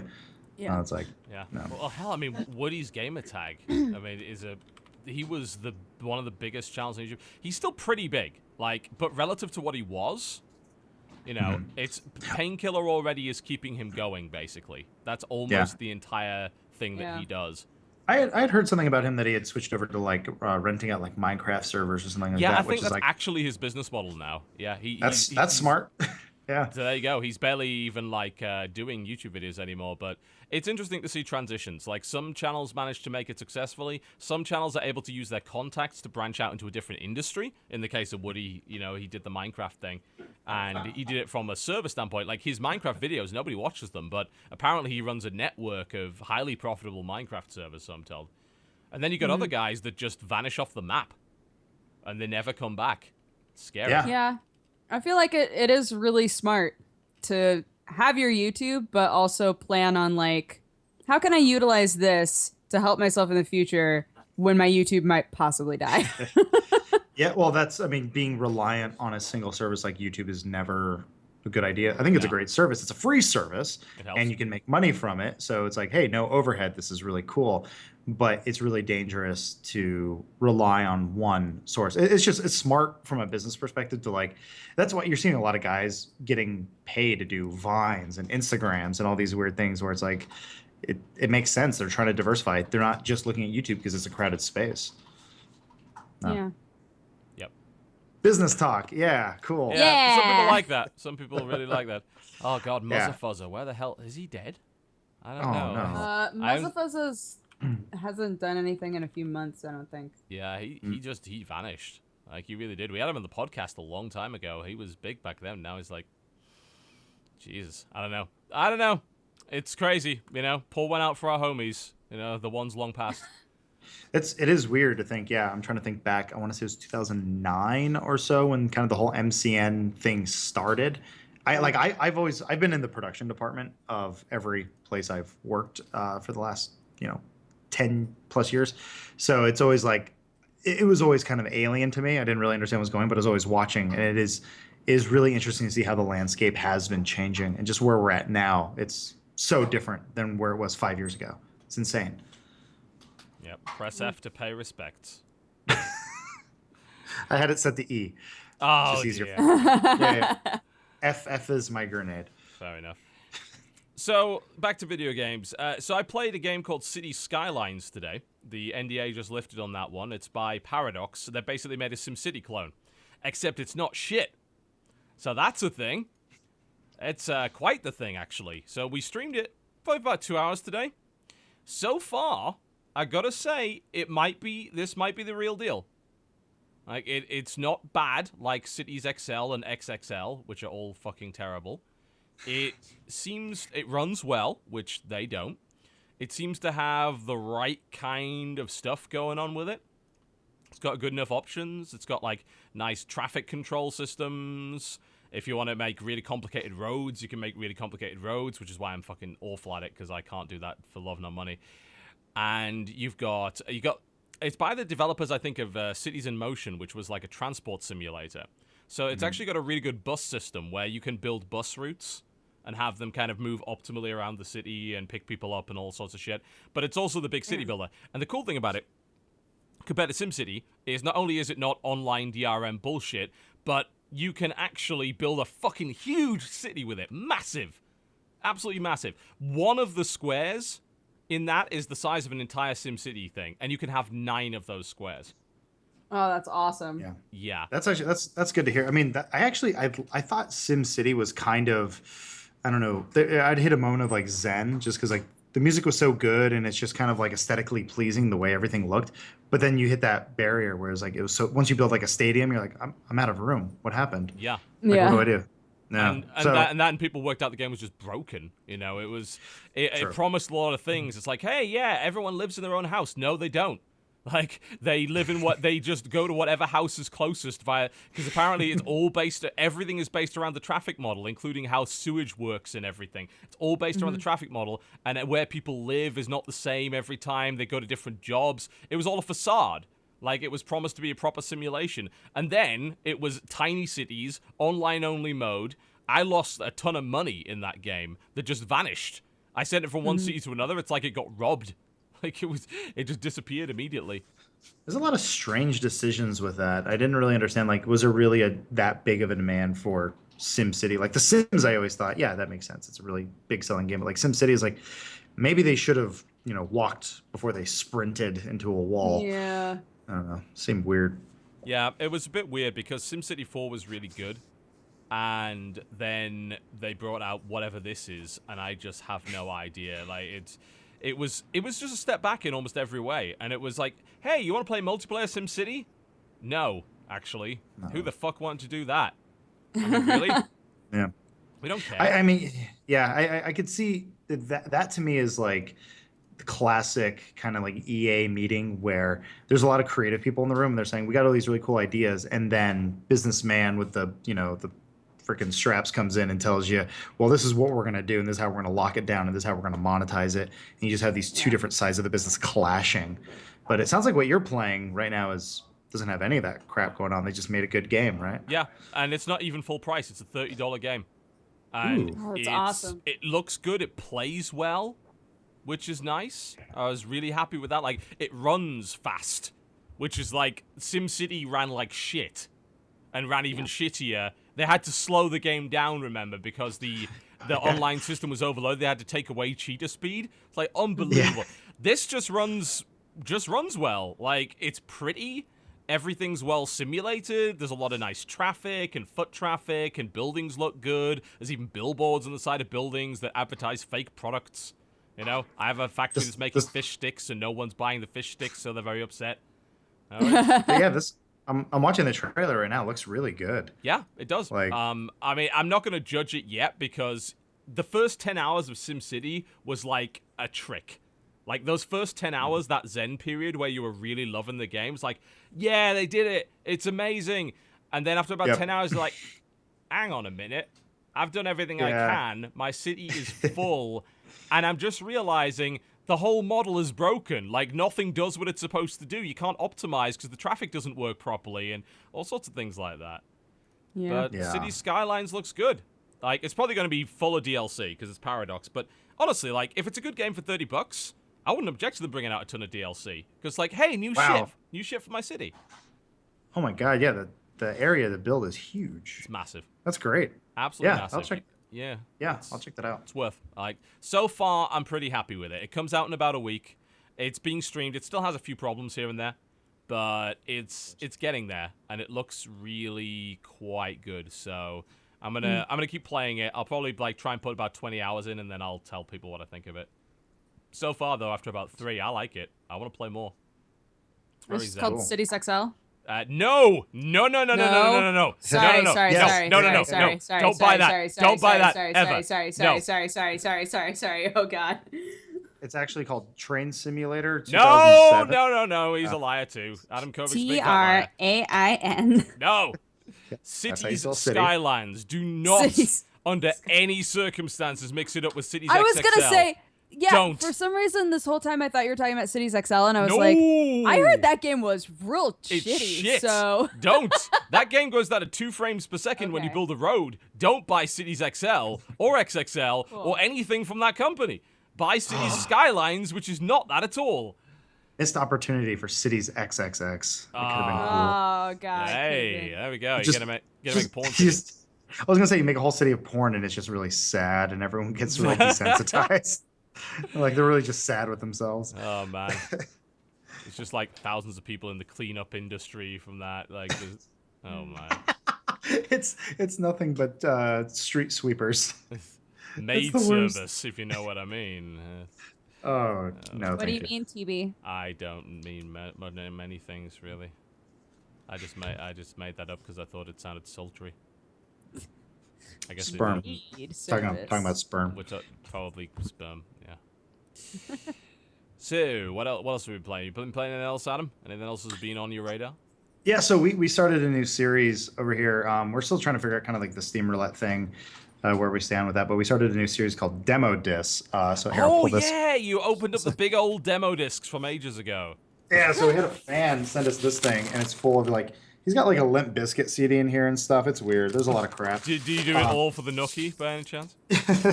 Well, I think he actually wrote. I think he spelled it wrong, and it's like Limb Biscuit. Like What? Limb Biscuit. Yeah, it's Limb okay. biscuit.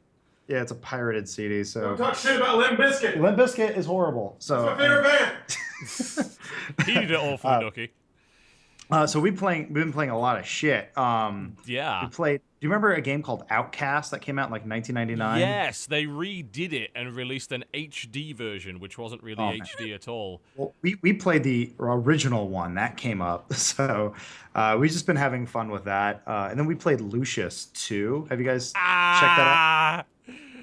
The Dodger biggest can shit tell you show about in the Lucius world. too. Is it? What's the consensus on that? Do people hate it or do they like it? Because we had stupid so- fun with it. Yeah, it's one of those just like beautiful train wrecks where people love it. They love it, but everybody agrees, wow, this game is real bad. Right? Like that's kind of everybody's take on it. That's our bread and butter. Like we love playing horrible games. I mean, we end up making more fun of ourselves than the game itself, but like it's always a great platform. But we played through it and like at first we're like, this is really crappy, and they're like, you can murder people. This is really cool, but it controls like shit. I watched Dodger play the first one. Oh, Spool's a big fan Thank of yours. you. Hi. I watched the first one. Okay, Sorry, Thank you you. you can stop talking, Spool. Anyway, he's a desperate man. He's like, it's my internet girlfriend. It's like, Waifu! I brought my cardboard cutout. There's Will you I have sign a it? body pillow right here. Oh my gosh. That'd be awesome if there was a cardboard cutout of me. Just There we go. We take it from that picture and move on. yeah, just And I know we want to play Dragon Ball Z Xenoverse. Xenoverse! Yes. I watched Sam play that last night. It looks awesome. I'm Play really it. excited to play it. I'm a DBZ fan, so Yeah, you get to make your own character, and you yeah. can be on the Majin race. Awesome. I have no idea what any of this is.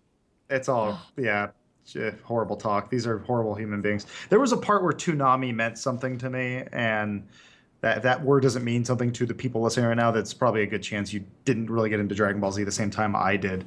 But yeah, it's like it's kind of cool that it's retro at this point, I guess. But it's like so cool to see it come back. It's like thank God someone's making more DBZ games. Did you ever play the Budokai games? Yeah, they were like horror. So I don't understand this. So most typical fighting games make sense. It's you have one guy on the left, one guy on the right, and then they punch each other in the dick until one dies.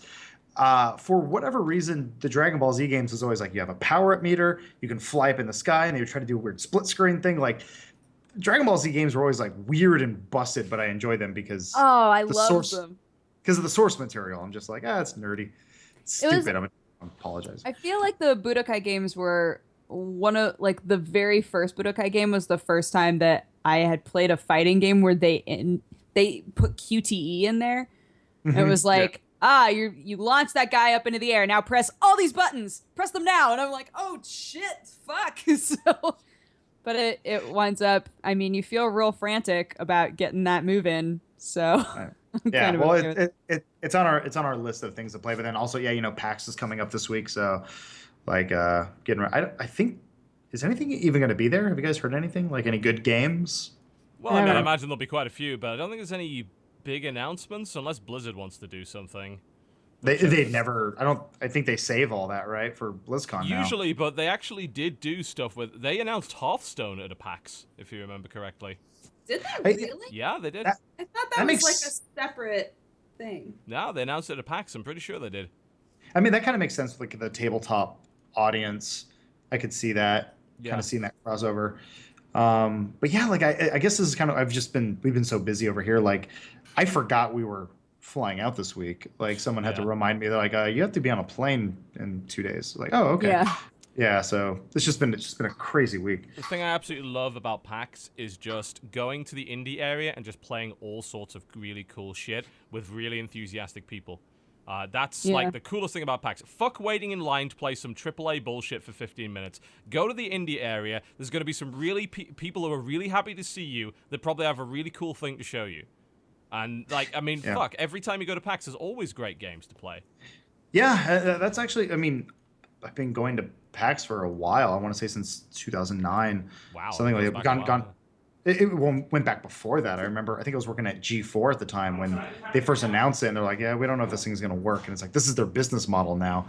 Yeah, like, it does. They do 4 a year now. I mean, yeah. South in Australia now. Those are things. But I feel like the bigger they've gotten, you're right. Like, that you see, like, the line for Assassin's Creed to see the latest one is, like, just down the block. And you're just like, oh, I don't think I can do this. It's exhausting. So, yeah, it is nice to take solace in, like, a smaller little area, but it's a little too much right now. Yeah, when I do the next PAX, it probably won't be as intense. Like, we do PAX in a pretty intense way where we book ourselves solid from 9 to 6 with just appointment after appointment, and we just try and do all of them possible. I don't think we're going to do that anymore. Like, as people have pointed out, they don't really care about indie games until they're available to buy.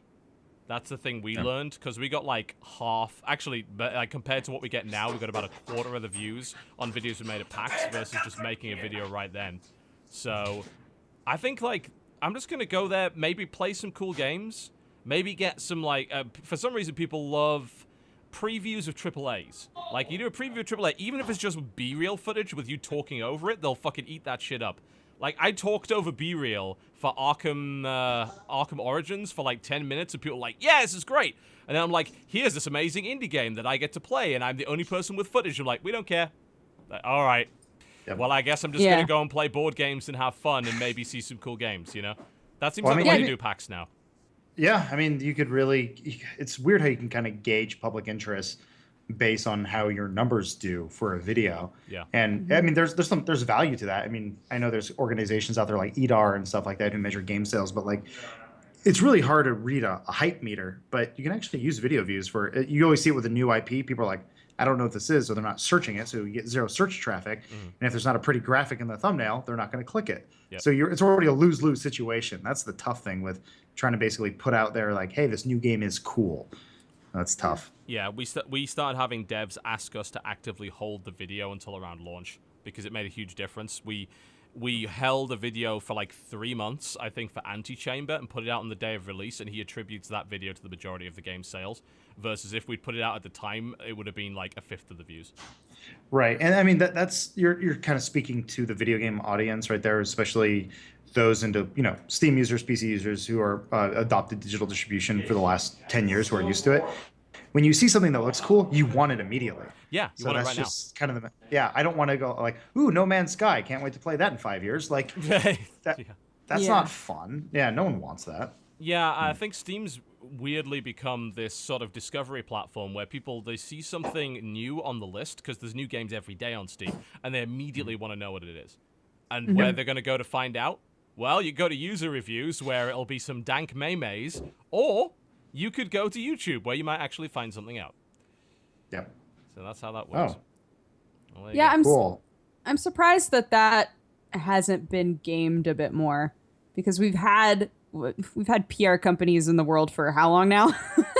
And they've got it down to a science. Like, this is how you get something on people's radar. And then once we get a little bit further in, this is how you get them asking questions like, when is that going to be coming out? I'd like to see that movie, or I'd like to play that game.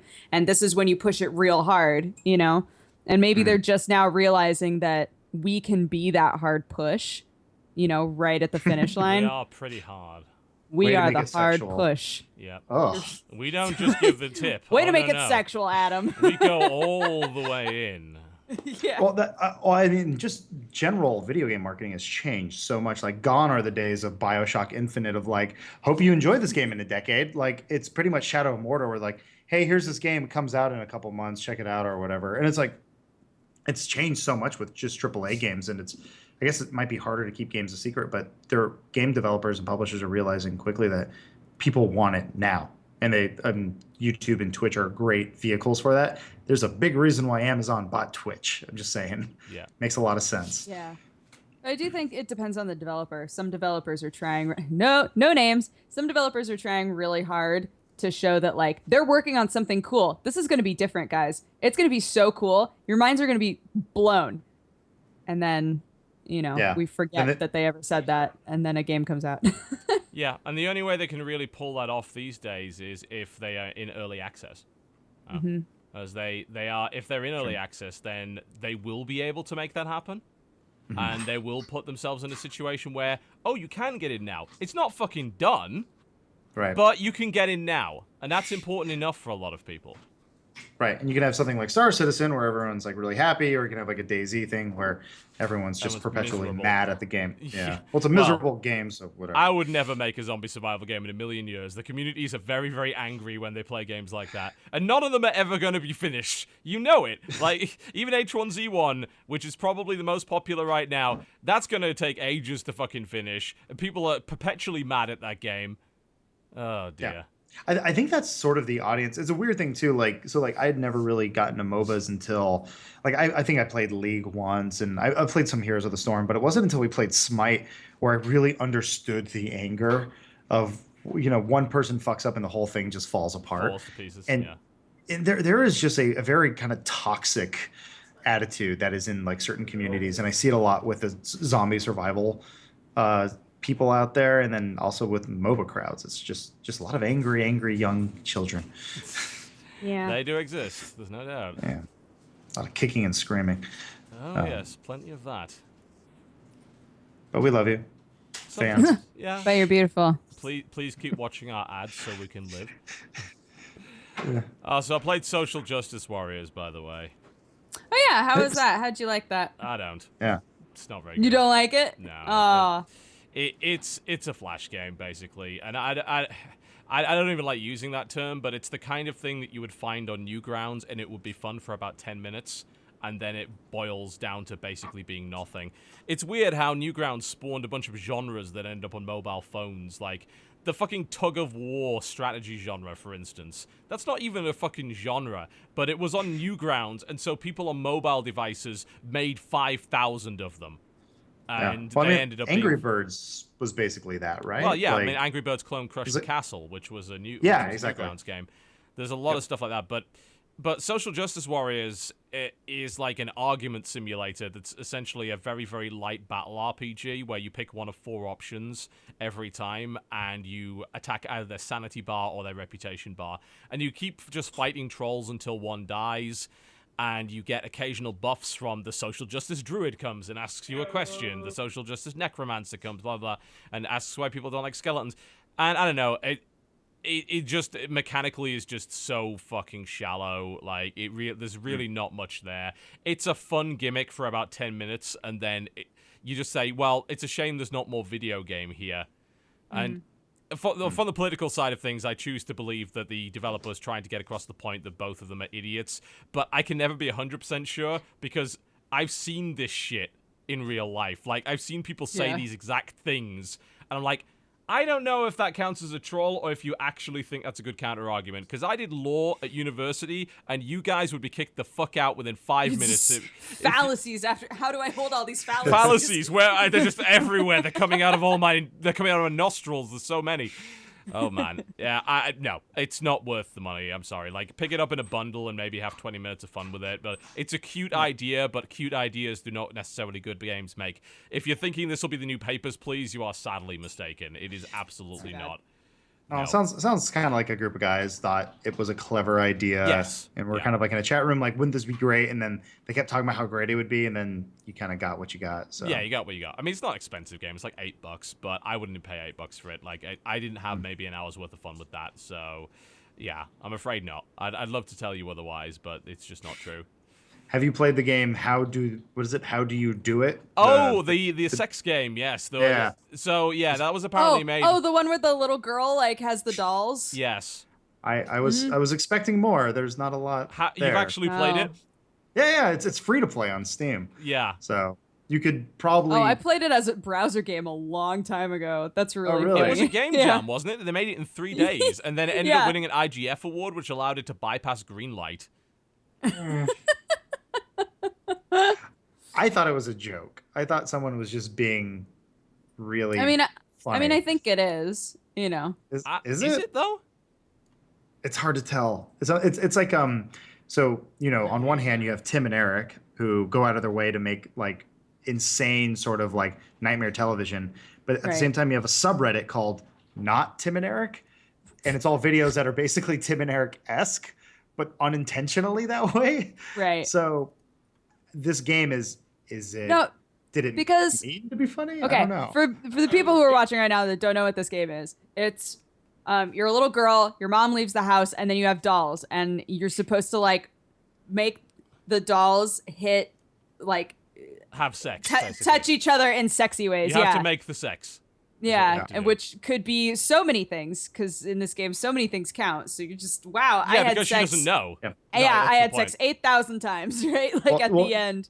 I think I only got to 117. I mean, I haven't played it. But there was also the game starts out with like the mom like abandoning her daughter, and she's like, all right, leaving, and the daughter like looks at these dolls that are off in the corner, and then she goes up and she's the only thing you can control are her hands. So like look at my body the way it is. All you see is like this, and then you do that, and it's just sad. Like how, okay, so you guys are arguing that there's a possibility that this game was not meant to be in a joking manner. How on earth would somebody make that game not in a joking manner? What do you think that the person was trying to say in a serious manner? These days, with postmodern abstract nonsense game development, I don't even fucking know half the time what people are trying to say. I really don't. Apparently, Lawrence was just telling me that it was made by Nina Freeman. I don't know who that is, but I guess it was a game jam. So I think there was a message behind it. What that message is lost on me. Well, I think even if there is a message, like, I don't know. You just don't think they delivered it well? Well, if say that the message is it's okay for kids to know about sex, right? Say that that's the message. I would still argue that the game was created in a way where it's supposed to be funny. Because at the end, it's like, you had sex so many times, right? Like, you're a kid playing with dolls. Well, also, and I think every time just the dolls touch, that counts as sex, which is weird. But I was trying to make them, like, do, like, kind of the hammerhead position, or, like, I had, like, a Kama Sutra next to me. It's very hard to do that because you pretty much just... essentially, you're just making a man and a woman scissor, which it doesn't work. It doesn't work very well. The hammerhead position. Yeah, you can make them. I'm sorry. I'm sorry. I meant the pile driver, not hammerhead. Pile driver? What the fuck? Oh, that's when you. So when a man and a woman love each other, yes, and really like pro wrestling. Yeah, you throw that out the window and explain then. with fingers. Show us. What does it look like? If you've seen, I don't think that's how that works at all. I don't think that that's how sex works, Adam. I think you need to play more of this game to understand how sex works. Yeah. It would explain my disappointed Maybe you need life. to play with dolls. You mean more or less? What are you trying to say? More. It's always weird when when these games come out on Steam, because they always have like universally positive reviews, and they're all joke reviews, like all of them. There's one where it's like, if you enjoy James Cameron's The Titanic, you would really like, what? And then there was another game that came out this week which actually is trying to deal with serious subject matter, which is called Pregnancy, which was initially tagged as indie survival horror and gore. That's now been changed to indie female protagonist simulation dating sim, which I'm not sure if I don't think it's a dating sim. And then someone tagged it as memes because, Steam. Yeah. But apparently, like, people are not too happy with that because, like, the subject matter is good, but it's not a very well delivered experience. And I think that's, like, one of the real problems with trying to make games that deal with serious subject matter. If you can't have your mechanics properly convey the subject matter, or if your writing's bad, it just ends up falling flat on its face. Well, Yeah, we played a game like that. What was the one where like it's I forget what it is. Like you play as a woman who's an alcoholic, and then she like jumps off of a building at the end. What is it? 3 p.m. Have you guys played that? No. It's not AM. It's garbage. 4 p.m. Or 4 p.m. I don't know. It doesn't matter. It's on Steam. But like they tried that exact thing where like we're gonna tackle the serious issue of this woman having an alcohol problem, but the game is a joke. Like it just plays so horrible. And the credits were so long. And we're just like, oh, you put your name on this. I'm so sorry. And it just as a video game, it makes no sense. But you could tell that the whole game started with a message, and they didn't really think beyond that. And it's just not a good game. I don't know. Fun for us, bad for the world. I think a lot of people, if they want to tackle something serious in gaming, a lot of times they'll try to make a game that's like kind of silly and weird because you don't feel quite, if it's a sensitive enough subject, you won't feel quite as attacked by it, I guess. Like there's not as much of a propensity to become defensive if it does apply to you or is trying to say something to you. Like, okay, there's that consent kissing game, right? There's the game where there's like the two faces and Looking it up. and yeah, I can't remember what it's called. Shit. There's this game where there's two faces and Go on. you hit one button and the first person says, "Would you like to kiss me?" And then you get to decide if the other person says yes or no. If you say no, then the faces just like slowly like disappear. But if you say yes, then the faces come closer and then they stick out really gross tongues and you can move the tongues around. And that's the game. And it's a game about like consensual kissing, right? But like it's a real dumb weird game. So, I don't know. Like I kind of like that. Okay. It's a very strange kind of indie art scene, sort of really obscure stuff that ends up making games like this, and more often than not, they just don't really do it well, which is a shame. They've got an idea, but they just don't have a clue how to execute it. Yeah. You often find these weird experimental things now popping up on Steam. I'm not exactly sure how Pregnancy got on Steam. I actually don't know, because I don't think it was greenlit. And unless it won an IGF award, which I guess is possible, I'm not really sure why that game's on Steam. And it's strange, because, I mean, with the game you're talking about, the how do you do it, whatever, is free. Pregnancy actually costs $2 and is apparently 5 minutes long, which I think is... What? Yeah. Sorry. Maybe a tad ridiculous. It's, yes, okay, it's the price of a cup of coffee, but, I mean, we're still buying a product here at the end of the day. Yeah, I think I'd rather have the coffee at that point. I don't know. It's like... Well, I think it's also, I think it's going to be, we're going to see something really interesting in the next, I want to say 5, maybe 6 years, when I think VR is going to be a big step for this, especially for the indie games where, I don't know, I think there's something about that sense of immersion that I think that people, I'm not saying like having a message is good or bad, but I think like, hey, if you can, put your art out there and you want to say something, you can say it. I think VR actually might help in a weird way just to create immersion. Whereas like a game like How Do You Do It? It's just like I just feel like I'm playing a shitty Flash game on Newgrounds. Like it's kind of weird. So it's gonna be really interesting to see. Like I'm really excited to kind of see where Valve and everyone takes it. I have a question. So Adam, Yes. would you feel differently about this game if it was a browser game? Do you think that you take it more seriously as like a game because it's on Steam?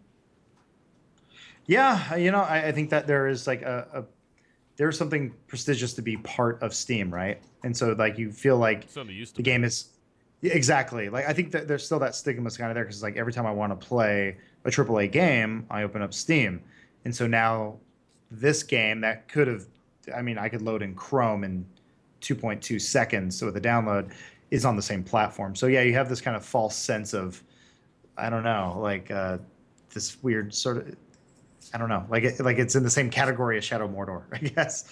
It's strange. It's strange because it's a storefront, right? Like right. These sort of strange indie art pieces are the kind of thing that you wouldn't see like on a GameStop shelf. But simultaneously, that's kind of a good thing as well, because, frankly, who wants GameStop to be the fucking gatekeepers of what's good on Steam and what isn't? And you do occasionally stumble across these things which are really cool. Most of them are not these indie art message games, I've got to admit. Like, I'm trying to think of an indie art message game that I got anything out of, and I'm failing to come up with any at all. Like, I just can't. I can't think of any. Yeah. Yeah. Which is kind of sad. I mean, I guess I'm not the target audience. But I probably suppose not. If you, I don't know, maybe if you're going to experiment, you should probably experiment somewhere else. Like, do it in a way that's free. Do it in a way that people can experience and help you refine your art. Because a lot of this stuff is really, really basic, and frankly, probably should be in This should, if there isn't a website already for experimental games, then there needs to be. There needs to be a platform for that. What I don't understand is, like I said, I played that game as a browser game over a year ago, like a long time ago. And so I'm wondering if the only reason that this would have been put on Steam is like beauty bait, right? Like You they think knew just to get a YouTuber to play it. they knew that it was like one of those weird games where people are going to be like, "Lol, it's a game where you're a kid and you make dolls bang each other." Which is weird, because you think if you had a message behind your game, the last thing you want is people to make fun of it. Maybe there is no message. There might not be a message. I don't know. It's hard to say, but there are. Actually, someone made a fantastic point. There is a game that got a message across well while still being mechanically competent. And that's Papers, Please. That had multiple messages that were well delivered. I played it very wrong, though. I would just take the rejected stamp and I would hit it like 10 times on the one piece of paper and then close the door and call it a day. But that too was is a message. Yeah. You're expressing yourself through the game. I have too much ADD when I play games like that, so I was like getting a little too crazy. But I do need to play that game seriously. Everyone tells me that it's good. It's so good. Drives me up the wall. It's really, really good, but my god, does it frustrate me, because I'm a terrible person when it comes to attention to detail, so I just can't play it. I'm just bad at it. Man. You just gotta decide, like, do you care about the country or do you care about your family? You know, because the motherland, right? Your people's gotta eat. Your family's gotta eat, man. Your son's gonna get sick. Like, what the heck? You gotta detain everybody. Detain everybody. Those are the choices you make in Papers, Please. Detain everybody. We could throw away all the art games and go and buy Five Nights at Freddy's 3, which they seem to be shitting out copy after copy of this game as quickly as possible. Just remember, the first one came out August 19th, 2014, and we're on 3 already. Like, Ubisoft wishes they were this guy. Every person that I've seen... Sorry. Go ahead. Every person you've seen. Sorry.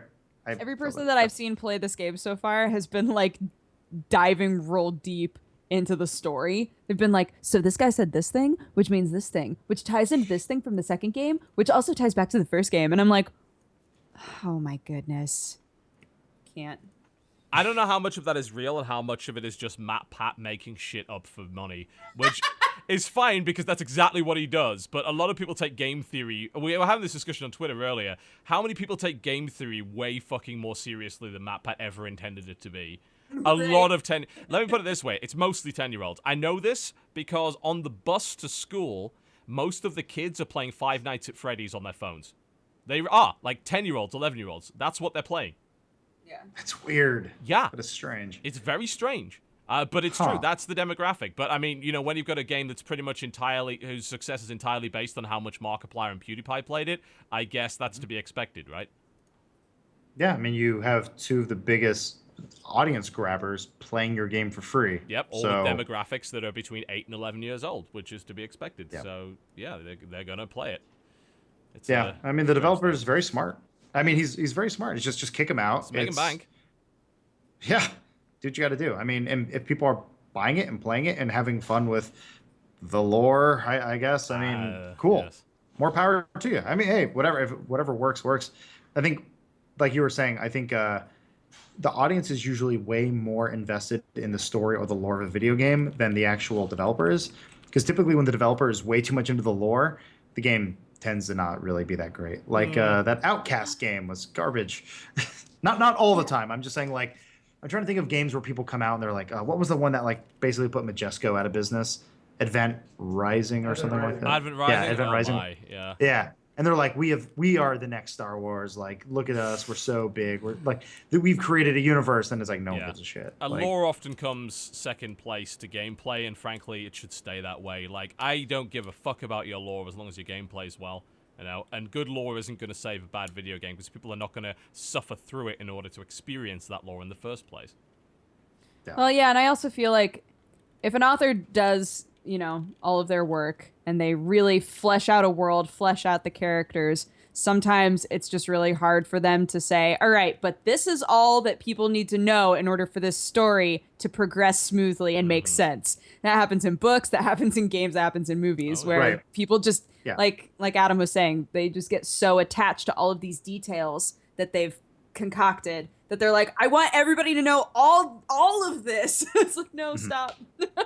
Well, that's like someone pointed that out. I see this all the time with like certain video games with like there's all these like minor details that like people pick up later, like in Skyrim, where they're like, oh, if you go through this trail, you can find like there's a story here. But like what I appreciated was they didn't shove it in your face. I appreciate that they did it, but it's like they're the developer's not grabbing my face and going, look at what I did for you.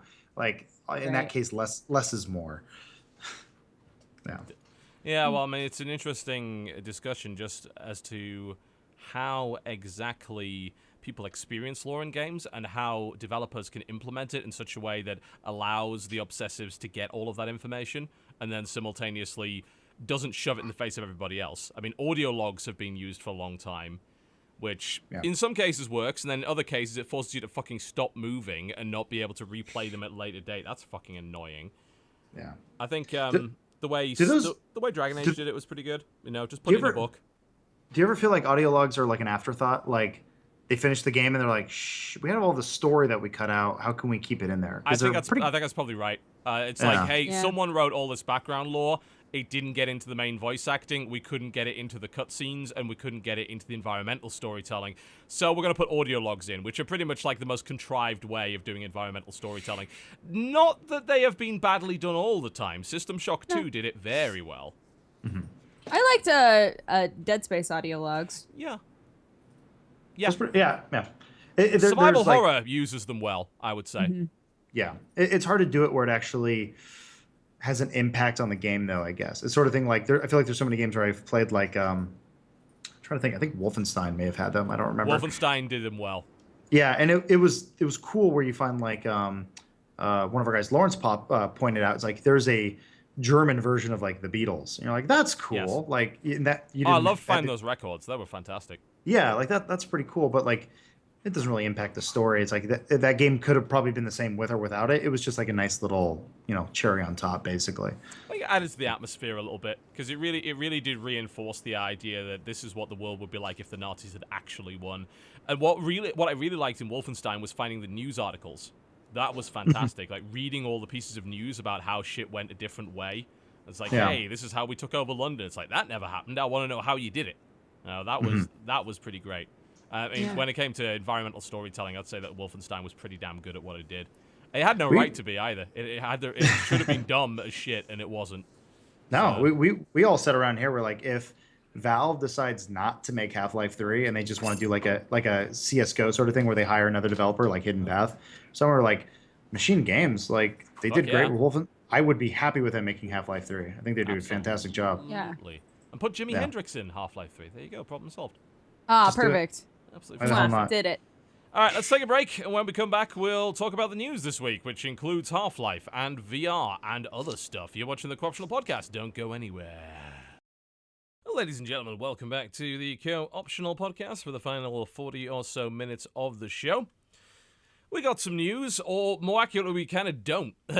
What we thought might be happening with Valve obviously isn't, so there's that. But there was the announcement, of course, that Valve is entering the VR space in collaboration with HTC with a silly name. What is it? Is it Vive? Vive. The Vive. The Vive.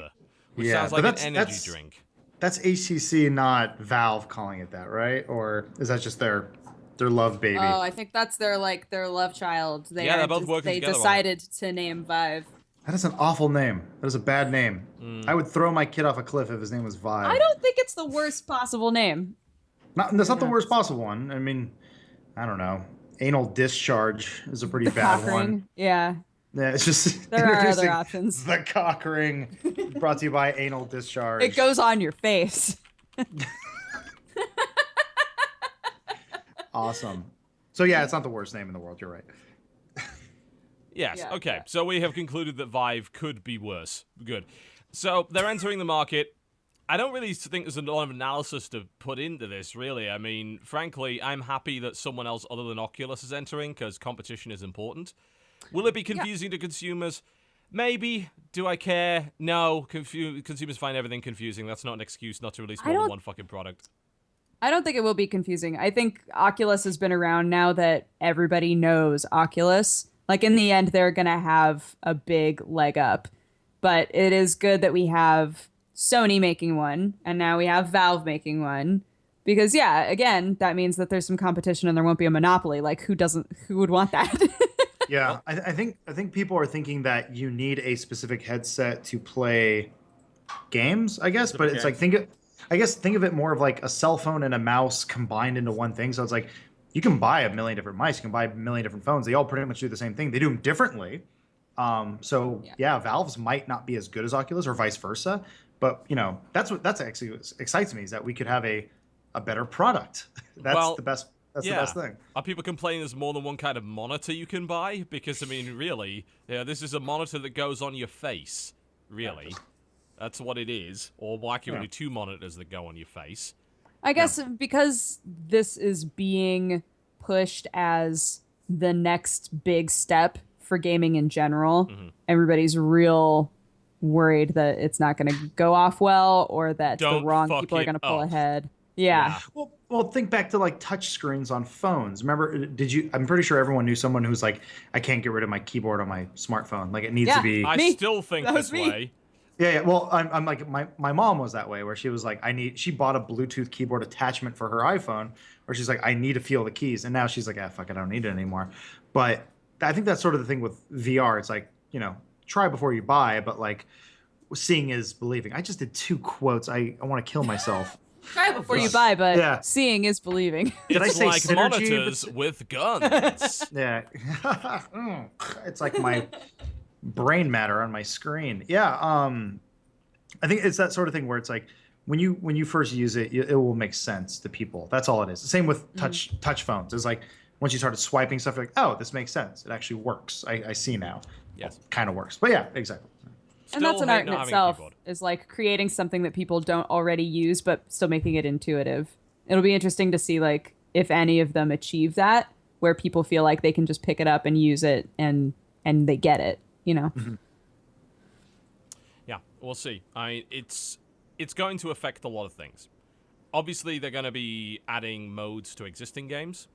But what's going to be interesting is how it affects things like UI design. Because they made Team Fortress 2 Oculus compatible, but in order to do that, they had to redo the UI completely. It's going to be really interesting to see how UI design changes, and also how basic things like where the gun is on the screen change. Because as we're well aware, in first-person shooters, the gun's not here. Like, or in the case of many, it's like the gun is coming out of my nose, like half the time, in the way that the gun is actually designed. Will they move the view model? They're going to have to, really, in order for it, because that's going to be a massive immersion breaker. It's like the gun's too close. Like I'm immersed in this now. The distance between where the gun's supposed to be and my eyes is very important. So yeah, it'll almost, rather than coming down, it'll almost have to go out. Like you would have to see like arms, gun, right? If you wanted it to still be here, like. Yep. Not only that, but you'll have to design. I think the way FPS will then go is because right now what we have is we have a mostly static gun model, and then your view changes as you move your head. That's not how things work. What's probably going to end up happening is that we're going to see more games go down the. You remember Red Steel for the Wii? Launch title? Not good. But it did do the thing where it moved the gun on the screen and moved your arm around instead of it being just a fixed point. It's going to be interesting to see if they might even have to do that. Like, it might not even just be optional. It may cause some weird motion sickness effect if they don't fucking do that. Yeah, you've got to think about peripheral vision. Field of view is going to have to be huge, because otherwise it's going to be like, well, I can't see what I'm supposed to see. Yeah, and with VR, you're going to be doing like this sort of stuff. And if we're assuming that in real life, the gun's right here, and no matter where you look, the gun's like always right there. It's like, it's not gonna work. The cool thing they said with the Vive is you could have like, what did they say, like a 15-foot square space that you could kind of walk around. Like you could actually have movement around in the game. So like in my mind, I'm imagining like, I'm thinking like 2 steps forward rather than holding a controller or a keyboard and mouse and looking around. I'm really anticipating the day where you're wearing, I don't know, gloves or something, but you're playing a game like super hot. Haptic feedback. That kind of something thing. like that. Like imagine that moment where you're walking in a room, it's like a small room, and you actually have like your controller is a gun or it's just your hands. And you do that thing where you're aiming in front of you, and the character's doing the same thing, and it just becomes natural. It becomes basically a toddler using a touchscreen for the first time. Like it works because it makes sense because your body or your mind has basically put the pieces together and goes, yeah, this makes sense because it feels natural. That's what I'm waiting for. Interface is going to be very interesting because there's some games that are going to work well out of the box. Flight sims with flight sticks, they're going to feel great anyway because that's the kind of controller. Racing games are a natural fit with a wheel. But FPS is really odd because unless you go full light gun, which is unlikely, you're going to be dealing with, well, am I still going to use a controller? Am I still going to use a keyboard and mouse with this? And how is that going to feel? Is that going to be an immersion breaker? So many things that you have to think about.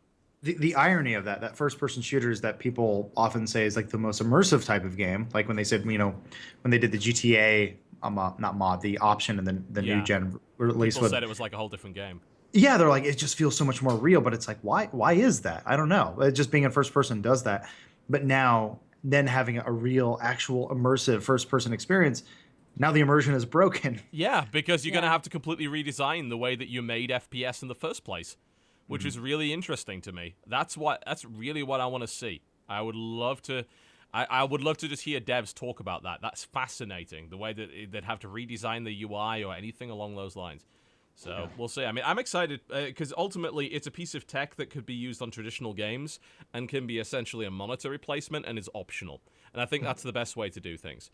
I think going like full on with the treadmill and shit, I probably am not going to go down that route. Oh, I would eat shit. I would You just fall on the floor. Yeah, I think what I would want before the whole like you can just walk around and you're in a totally different world is I would want like an augmented reality version where it was like we're gonna scan the room looks exactly the same with the headset on, but then shit happens in the room, right? Okay. I would love that sort of a thing as like baby steps into you're in your new universe. I mean, you might see that with something with like HoloLens. Like, I'm just thinking in terms of like, imagine going to like a laser tag arena or something like that, and now you can actually augment the whole room, so they don't have to do crazy lights or anything. And it's just a big padded room, and you can just like go in there, and they can have essentially AI pop up. Battlefield and stuff like that would be fantastic. I'm actually kind of surprised that. I mean, I know they've been doing it with phones with augmented reality, kind of laser tag stuff there, but hopefully eventually like laser tag places, which I fucking love laser tag incidentally, will actually evolve to use this stuff, and you could like go onto a battlefield, or you could fight in space, and it renders everything for you. That would be sick. That's the thing that sucks about being. I mean, I'm 30 right now, and I feel like we're not going to see the really cool stuff for Until another we're like too old to enjoy it. No, that's Fuck sad. that. I'm gonna be a gaming arsehole till I'm 85. That's how it's gonna go. Well, we're going to be 55, and they're going to have these like really awesome options, but it's going to require you to do a couple backflips or something like that, and like all these young spry children. I'll take steroids. I'll do it. Well, I feel like it's going to be the opposite. This isn't the joy of VR that you get to do so much, but you really just have to sit there. Kind of, but I mean, like with anything, I don't think there's one answer for everything. I think you're going to be able to apply this to so many different things. True. And yeah, I think a lot of people are going to want to just stay home and crawl up into their corner and go explore some fantasy land, and while their house fills up with filth. But then other people, like TB and I, we might go shoot some kids. That'd be fun. Yes. Okay. In laser tag. No. Right. Right. Okay. I was gonna say you can play hatred all you damn well please, but no. But I mean, the nice thing about it, as I said, is it's scalable. Like you could just play War Thunder with that thing on and just use a flight stick, and it would be a cooler experience. And that's like all that needs. Like as long as it's got a cockpit view and the right field of view, and you've got a flight stick, you can just play it. And then that's like Elite Dangerous, whole new experiences. Right? Sorry? Elite Dangerous does that, or Elite Dangerous already has Oculus Rift support, and apparently it's really, really good. Obviously, like as limited as the technology currently is, but there are a lot of games that are going to work really, really well right out of the box with VR, and then there are going to be potentially games which are going to have to shift genre, and that really intrigues me. Like, what new genres are we going to get as a result of VR? Because there's all sorts of potential for it. I like. Wasn't there that game where someone was trying to defuse a bomb with the VR headset, and everyone else has the instructions? Yes, cool yeah, idea. I don't think that game has come out yet, but yeah, there's one person wears the VR headset and they're defusing a bomb, and everybody else is like screaming at them what to do. Yeah. And then mixed with the sort of live streaming technology world we live in now, where people like that. Imagine, the game that sounds pretty awesome. Everyone jumping in telling you what to do, but imagine a Twitch stream telling you how to play a game. Like, that will become a game unto itself. That in already some way. happens. Trust me. They tell me how to play the game all the time. They're fucking I'm saying- wrong. That could eventually become part of a game. Like, that's Right. kind of the world That's we live in right horrific. now, where everything's connected and you wear a VR headset. But Well, there was that interesting idea that you could watch a movie with other people in different locations with a VR headset on and just kind of have that social experience of being next to people, which I think is an interesting idea. I'm thinking like sports events would work very, very well that way. You got enough camera setups so you could look around and be in the stadium surrounded by the people. You could hear the people. There's a lot of potential there. Oh my God, there'd be the physical stadium, and then there'd be seats for the virtual reality stadium, and Well, they could just sell a whole new set of tickets. Well, yeah, I mean, you could have like 10 Yeah. different seats that are just set up with cameras for VR, and of course, everyone could share those seats because they wouldn't know that anyone else is in them. So I think that's the potential Facebook saw when they bought Oculus, because they're like, yeah, I think gaming's so. cool, but what if we want sell this the technology? social Yeah. experience from it. Yeah, yeah, Yep. absolutely. Now imagine, here's the funny part. Say you want that front row seat in VR, that's $100, but if you want a nosebleed, that's going to be $5. Right. they could do that if they wanted to. It's just And the someone audio- with a GoPro on a stick at the front, and then they've got the multi-camera set up later on. Yeah, all- oh my God, if you paid like a ton of money for it and then somebody bumped into the camera and like fucked it all up, Oh. just be like, money back. I want my money back. I have that will absolutely happen. I have no doubt. Like virtual attendance to events, virtual attendance to concerts. Yes, that's gonna happen. How it's gonna work with gaming and how it will interact with gaming on a social level. I mean, I can obviously envision people jumping into a game with you and kind of being someone that sort of gets to float around and watch you. But I don't know if that like makes any sense from a VR perspective. I could see an esports event doing it. Hell, I mean, they did it in Minecraft. They used to broadcast League of Legends tournaments in Minecraft, and you could all sit in the stadium and watch.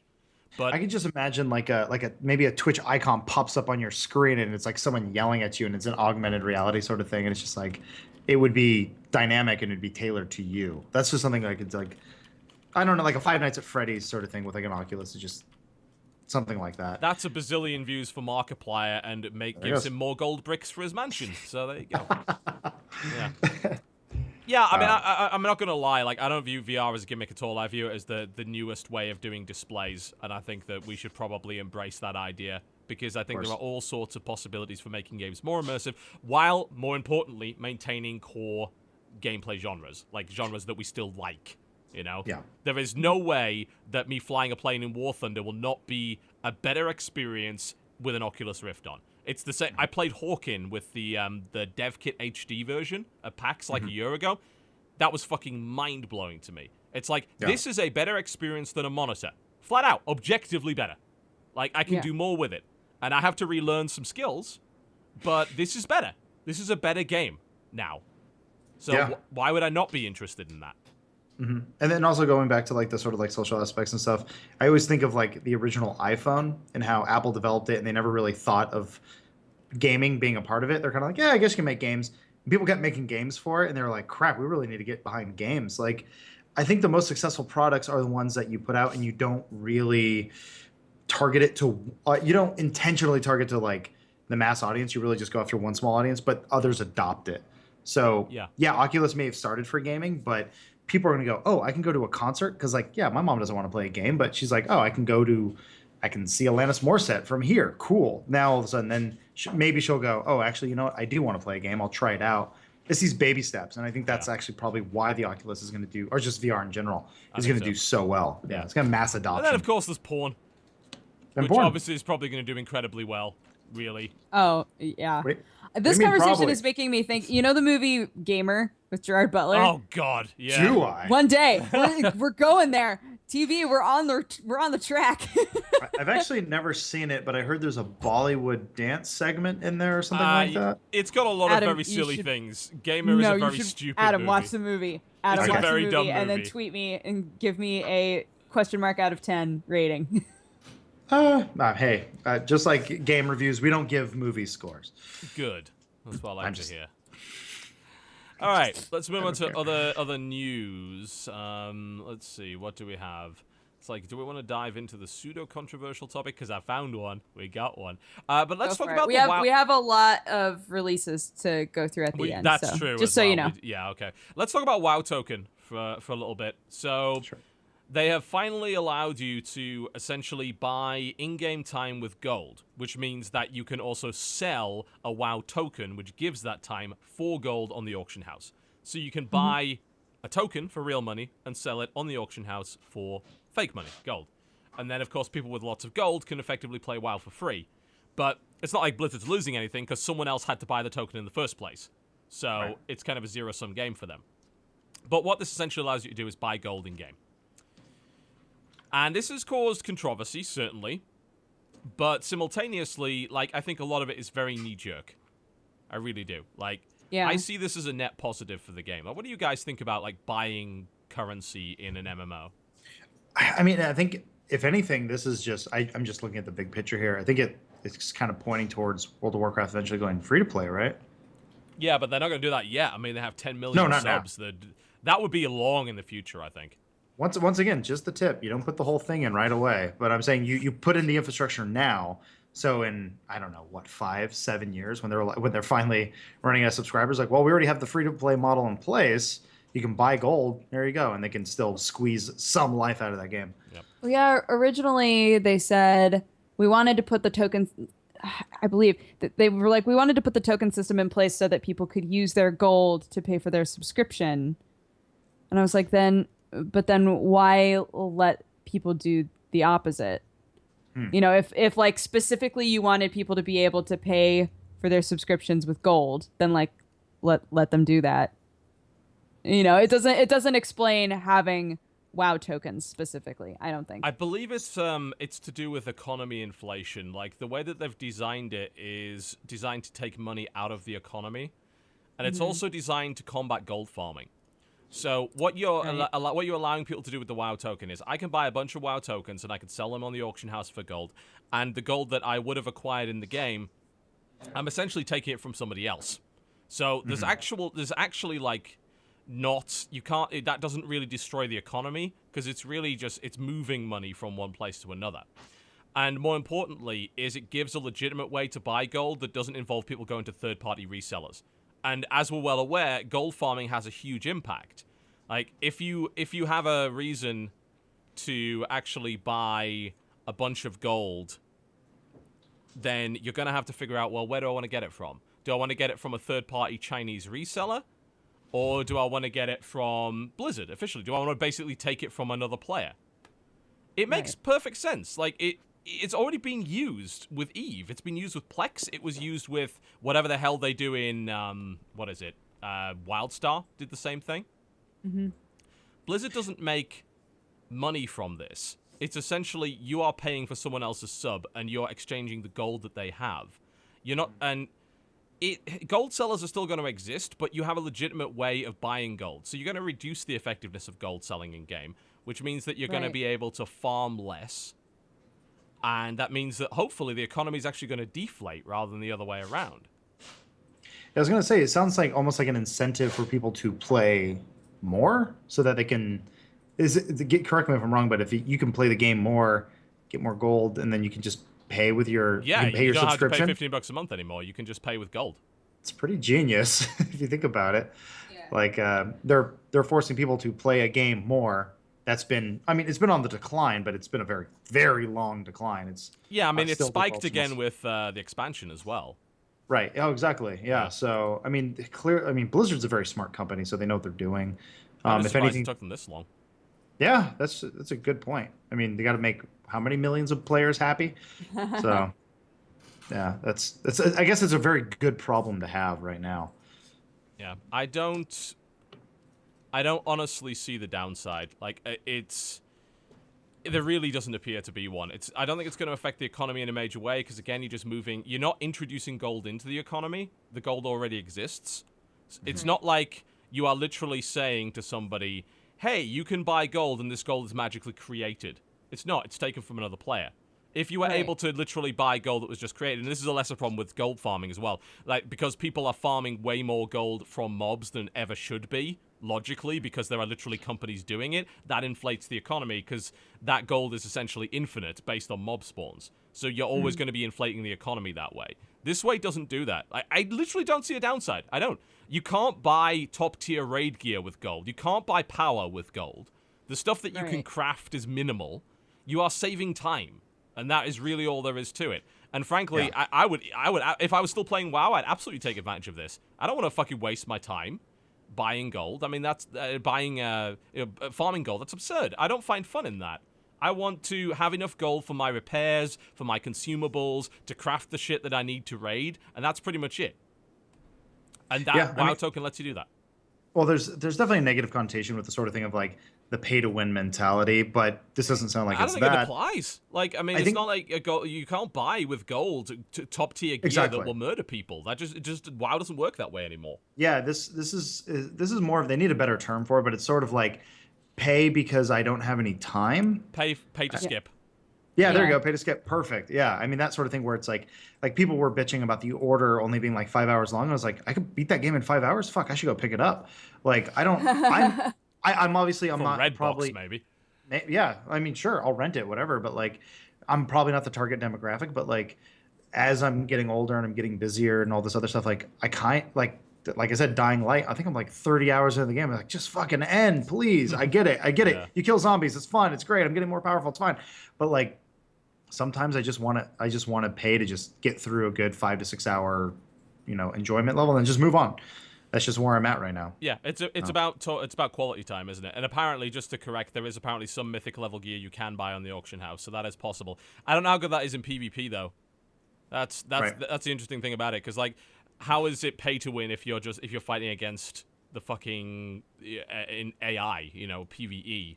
That doesn't make any. It's like people said Warframe before they even put PvP in was like, oh, it's pay to win. It's like, pay to win what? You're not competing with anybody. Like, all you are is jealous that somebody got better gear than you. That doesn't make it pay to win. That just makes you green with envy. It's not the same thing. People. Oh, it's just, we've been seeing a lot of that. Just kind of, there are certain words that people latch onto, and then they just like to shout from the heavens, and then jump into the echo chamber, and then scream the same thing over and over. You see that a lot on the internet, and it just is the sort of like parrot mentality. So people go, "Pay to win." They're like, do you even know what that means? Like, pay to win. Like, okay, you're just not going to say. You can buy anything in game that isn't a skin equals pay to win. Like, that's the people's attitude. It's like, no, sorry, it's a free to play game. They have to make money fucking somehow. Come on. And I mean, even games like War Thunder and World of Tanks aren't pay to win. I mean, hell, World of Tanks for the longest time actually did have a kind of pay to win mechanic in the form of gold ammo that had better armor penetration. War Thunder doesn't have anything like that. In fact, the vast majority of PC-based modern free-to-play games are surprisingly not pay to win. They are paid to skip, they're paid to progress faster, they're paid to look pretty, they're not paid to win. You want to pay to win, you go to a mobile device. Those are places where you can actually find pay to win games. Like I think like Candy Crush Soda is like the biggest like offender of that, where it's like there's certain levels you just can't beat unless you give the game money, and you're like, well, now you're just being a dick. I refuse to even try that, so I couldn't tell you if that's true, but I imagine it probably is. It's hard to quit, but I mean, it's good. It's just good when you're on the train. But I think there's a certain. I think it just basically comes down to who's good and who's bad at PR, because like EA will be like, we're doing this model where you can pay money to unlock a crate and a gun will be in there maybe, and it's going to be in the next Battlefield. And people go, fuck you, screw you, Battlefield. CSGO does the same thing, and everyone pats Valve on the ass. Yeah. And it's like, so it's like, who's better at PR at that point, and who has the better reputation? Yeah. And yeah, the thing is that model can affect things like progression, but ultimately, like in free-to-play games, I don't think there's any excuse to whine about that. It's like, you're not paying for the fucking game. In something like Assassin's Creed, where they put boosters in, yeah, I can see where your problem is there, because I don't know if you may have fucked with the game's progression curve to make me want to pay. So if you're compromising the game's proper progression curve and its pacing to get more money out of me, then fuck you. But if it's a free-to-play game, fucking accept that's the cost of doing business. It's free, for fuck's sake. Yeah, it's the mentality I've always had, where it's like, you know what, skins are nice. Let's just leave it at that. Yeah. Well, unfortunately, most games can't survive on skins alone. Sure. There's like 2 of them. Evolve's trying. Yeah. I don't know. Well, it'll release its next monster for $15, and then we'll see. But yeah. All right. let's do releases then, because as you said, we've got a lot of releases to go through. So let's give that a shot. Alrighty, today, March 3rd, we have Oreshika Tainted Bloodlines for Vita. I bet it's anime bullshit. It probably is. Oreshika Tainted It Bloodlines. is a thing. It's a Japanese role-playing game, of course, because it's only Japanese games come out. It actually looks kind of pretty. It's got a nice art style. This looks pretty cool. Yeah, it's got a kind of a commie-like art style going on to it. The characters look super generic, but it is apparently like a sequel to the 1999 PlayStation game. Wow. Oh, it's an RPG. Oh, It interesting. is. Yeah, well, it's on the Vita, of course. It's an RPG. Well, Apparently, it did really well. Famitsu gave it 36 out of 40, and it sold really well in Japan. Sold through 75% of its initial shipment in like a week. So that's pretty good. yeah. Apparently, it's a classic in Interesting. Japan, but I have no idea what else it is, but it seems interesting. Next up is Scream Ride for Xbox 360 and Xbox One. I have heard some weird shit about that game. And what does it do? Scream Ride? It is a Ride. construction simulator and puzzle video game, which appears to be about Oh. building roller coasters. There you go. And it's not called Roller Coaster Tycoon, so people It will is be not. mad. Yeah. There's also a demolition expert mode, which I assume involves murdering people on roller coasters. Oh. Today, That's kinda fun. Resident Evil Revelations 2 Episode 2 came out for PlayStation That was 4. quick. That was Yeah. very quick. It was quite quick. Yep, they only just brought out the first one of that. Incidentally, apparently they've just added the split-screen co-op back into the PC version after a modder put it in and said, ha ha, Yeah. you took it out for no fucking reason. Yeah, it took that guy like no time at all to be like, oh, you don't have co-op? Here, I made co-op. And then they're like, It's so okay, we'll put it embarrassing back for in. They're like, what are you Yeah. doing, you morons? Why'd you even take that out in the first place? Idiots. Goodness. Oh. Next up is White Knight for PS4. This one looks weird and interesting, and it has this this monochrome art style to it. You just defend girls on forums or something? What do you do? No, it is not that in any way. Damn The it. art style looks interesting. Yes, it's got a kind of noir monochrome art style. It is about puzzles and light, basically. Huh. I thought there was a Japanese game called White Knight that Yeah, came there out was on White Knight PS3. Chronicles, which was a Yeah, JRPG. Not the same game. Gotcha. Shiftlings for PC, PS4, and Xbox One. Yes, this is a bit weird. It's called the galaxy's biggest no-brainer. Control two adorably dim-witted alien space janitors on a quick, quirky quest to repair the galaxy. The whole galaxy. That's interesting. It's primarily all a of the puzzle galaxy. game, by the looks of it. Cool, Gotcha. cool. About weight shifting, mostly. Apparently, one of them is really fat, and you use that. And you Yeah, can... it looks. Oh, they're connected to each other by spacesuits, so they can inflate each other. Interesting. It looks like a Twisted Pixel game. It Something like does, that. actually, doesn't it? But it's not, I don't It's believe. a Sierra game. It looks It's like. by published by Sierra, which is interesting because I wasn't even aware Sierra was even a publisher still. It's by Rocket Pocket Games. Ooh. Yes. Oh. Oh my.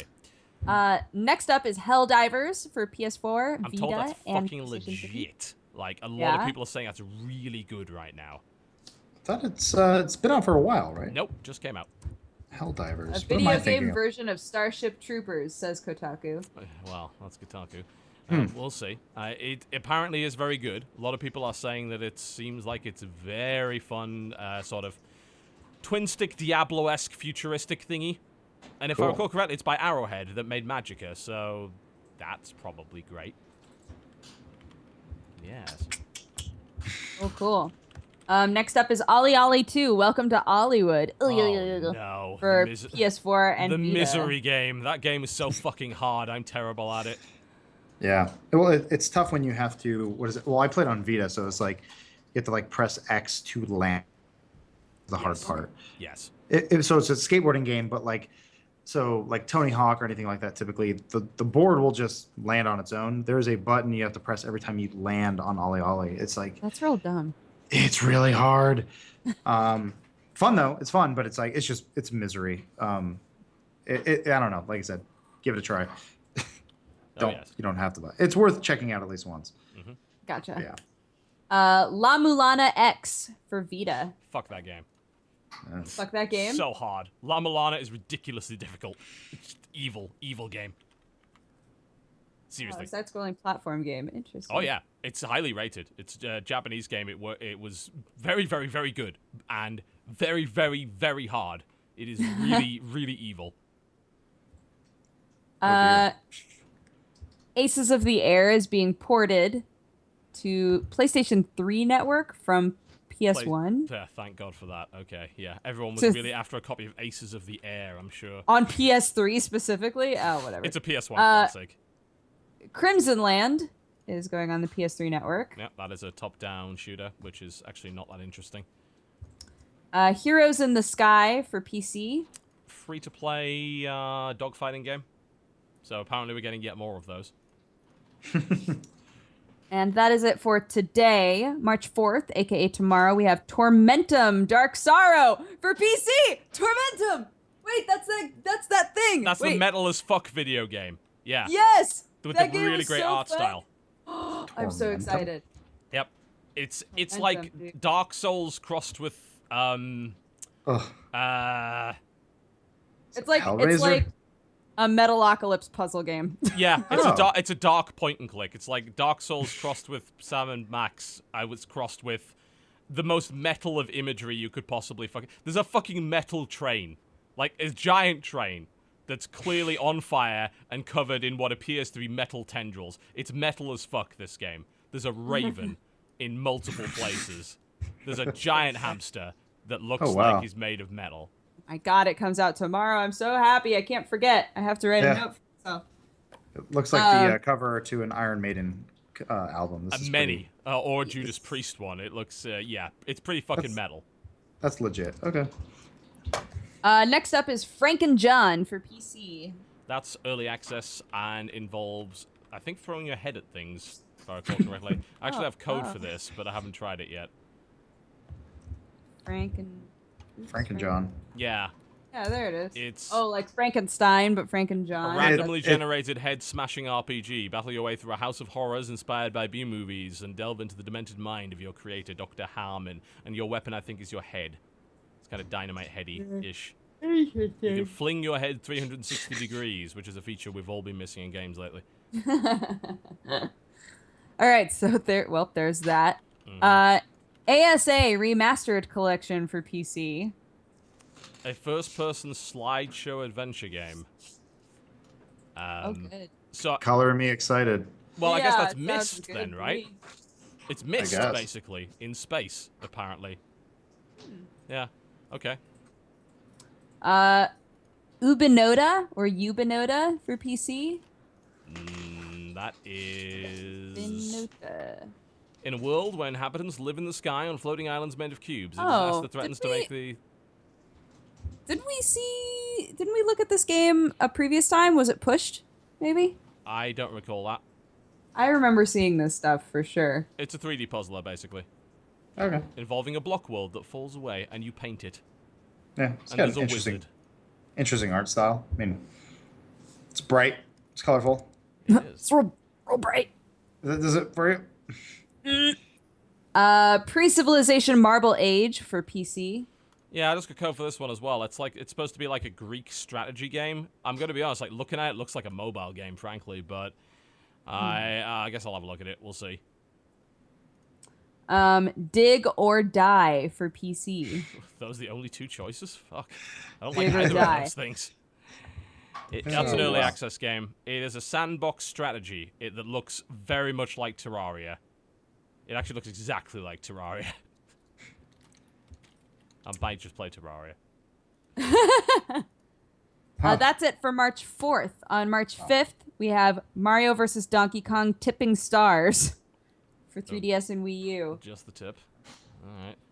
Just the Tipping Stars. It's a new Mario vs. Donkey Kong game, which is something of a puzzle game, which is kind of like Lemmings-esque-ish. Ish. Huh. Ish. Yep. Alright. Okay. Yeah. Looks neat. I don't care about that game. I don't think you do either. I think you're just making it up. Oh, I'm looking at the art. I'm looking at the I'm literally judging a book by its cover, and I'm like, it looks like Mario's like a Lego character, Yes. kind of. Like, I dig that, but Yeah, Mario vs. Donkey Kong's done that quite a few times. Like they did. There's Okay. like been about 4 games in the series. I think it's kind of it's a weird Mario puzzler.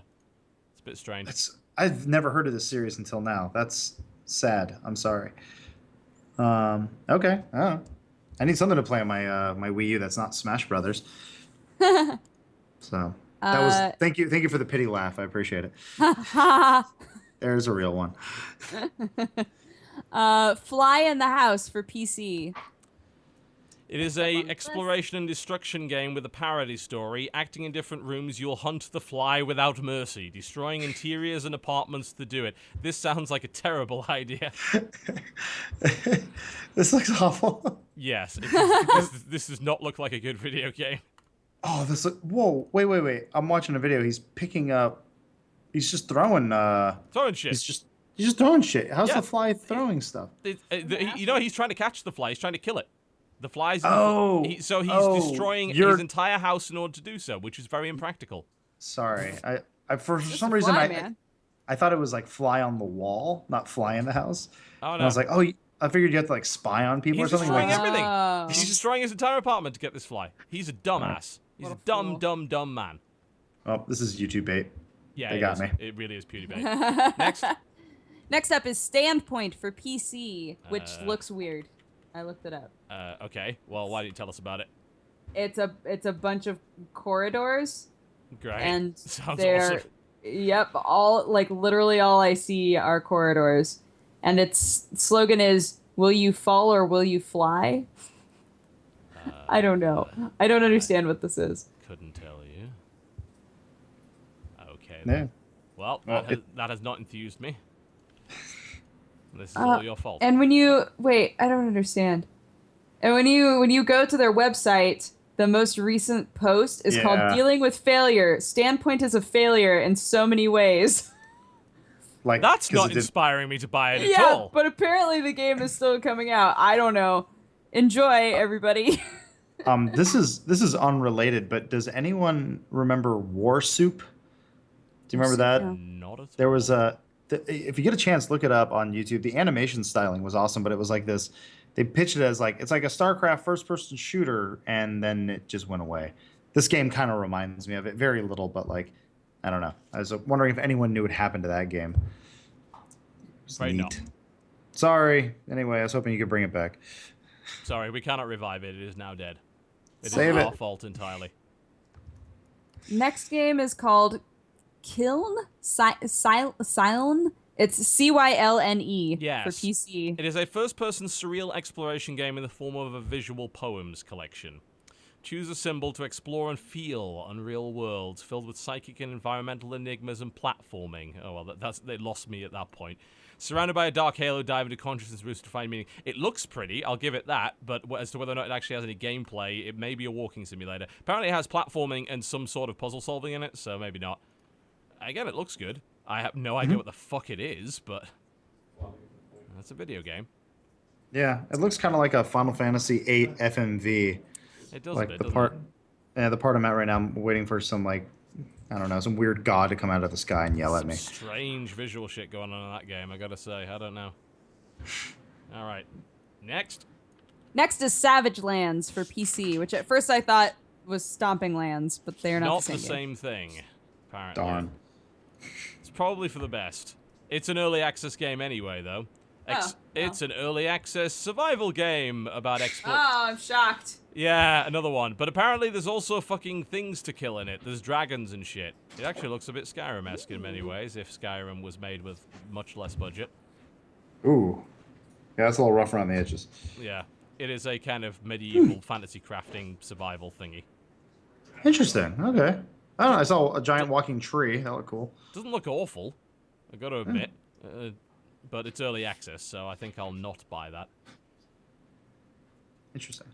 Next is Vietnam 65 for PC. Man, we are getting a lot of random shit. If I recall correctly, they used to be on iOS as well. Right. Vietnam 65? Yeah, although apparently not. Hang on a minute. It's got units in it. Is this an RTS? It kind of... It looks like a really serious version of cannon fodder. A lot, yeah. All of their buzz lines from people who like it are very wow, this game is fantastic sort of a thing. Well, that's great, but tell me what it is. It looks like a don't know. really old RTS, I'm going to be honest. I mean, it doesn't visually impress, to say the least. Yeah. Okay, fair enough. Next? Next is Professional Lumberjack for PC. What? Hmm? Okay.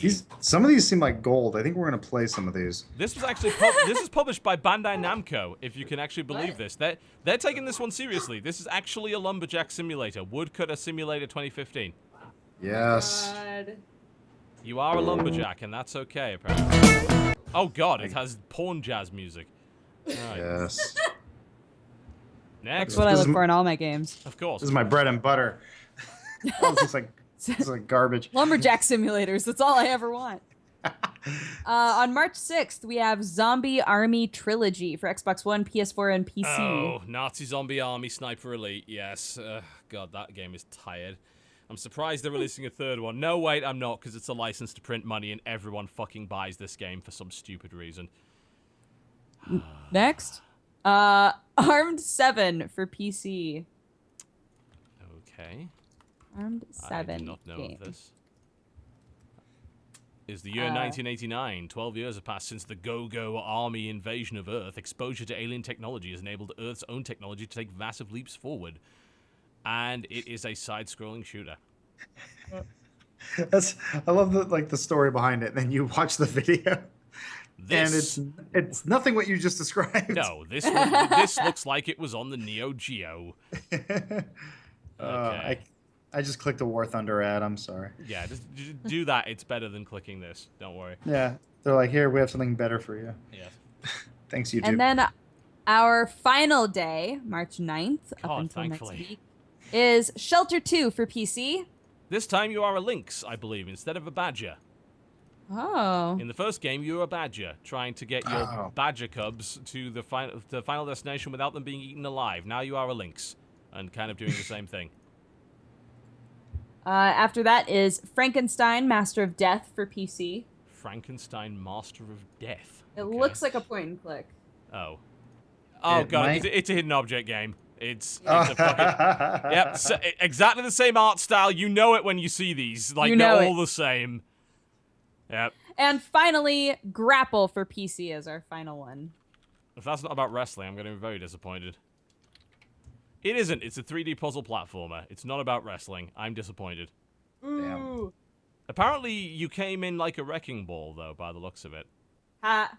Yes. You are a wrecking ball and other things besides. Yeah.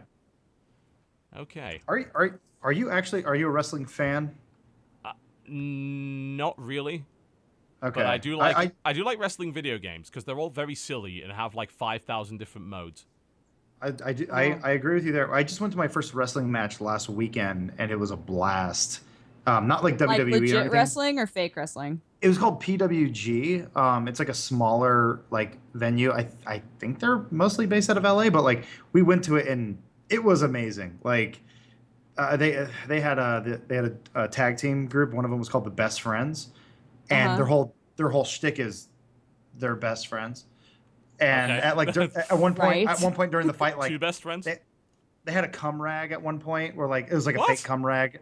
Well, like this guy like did the motion of like he was jerking off and he put on a rag and he threw it on the guy's face and he's like, oh my god, like it was and then it was like an ongoing joke throughout the show that they had this cum rag, but it was like legit like pile drivers and like everything, like it was real wrestling. And like I'd watched that stuff when I was a kid, but I saw this thing and I was like just blown away that grown people were paying money to see this stuff because it's just I mean like I was so happy it existed. But, Dude, there's a I don't place know. in LA where they do a combination of luchador wrestling and burlesque shows, and I want to go there so bad. I don't know what it's Sign called me up. though. Yeah. I think it's just called East LA, but yeah, you should check it out. Oh, there you go. Jokes. Burn, place I live. Yeah.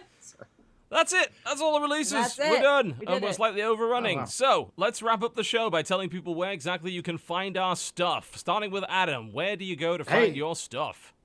You can check me out anywhere on Rooster Teeth, but you can see all the stuff I do mostly at Funhaus. That's Funhaus. and come give it a look. See if you like it. It might be funny. Might not. Who knows? Might not. Is that There's no guarantee. Was that a good salesmanship? I don't know. Yeah, it was brilliant. Well done. Nailed 10 it. out of 10. Wouldn't change a thing. No game is perfect. Dodger, what's going on with the channel this week? What's going on? Well, I mean, after making my succulent video, I don't think that there's anything else no I way can you can go do from that's there. better. Yeah. But Krender and I have finished up Realistair, so the end of that is going to be going up. What else is happening? We've got our craft stream going up tomorrow from last week. And just fun stuff. If you like fun stuff, come hang out at youtube.com/presshardtocontinue.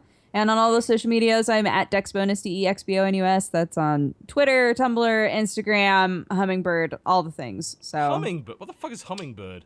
it's an anime site. Something. Oh, okay. Of course it is. See? I knew. There was no point in explaining what it actually is. It's No, just, I definitely it's don't anime care. I was related. just And then everybody curious. goes, oh, then fucking Alright, never mind. Okay. All right. Well, All right. you can find me in the usual places, youtube.com/cynicalbrit. Stuff coming up on the channel this week. Probably doing a video on City Skylines, because, of course, that's pretty good. I don't think there'll be a War Thunder video, because I'm fucking terrible at it. But outside of that, we got a bunch of stuff. I have a giant pile of video games that I'm supposed to get through, and I probably will never get through. There's supposed to be a new Snark Tank coming up on Jenna's channel, which is youtube.com/JennaBain. And if you haven't checked that out already, TotalBiscuit Tastes Italy. I eat a box of Italian things, which was sent to me. And that will be an ongoing series of bullshit. So feel free to watch that because you have nothing better to do with your life. Trust me, you don't.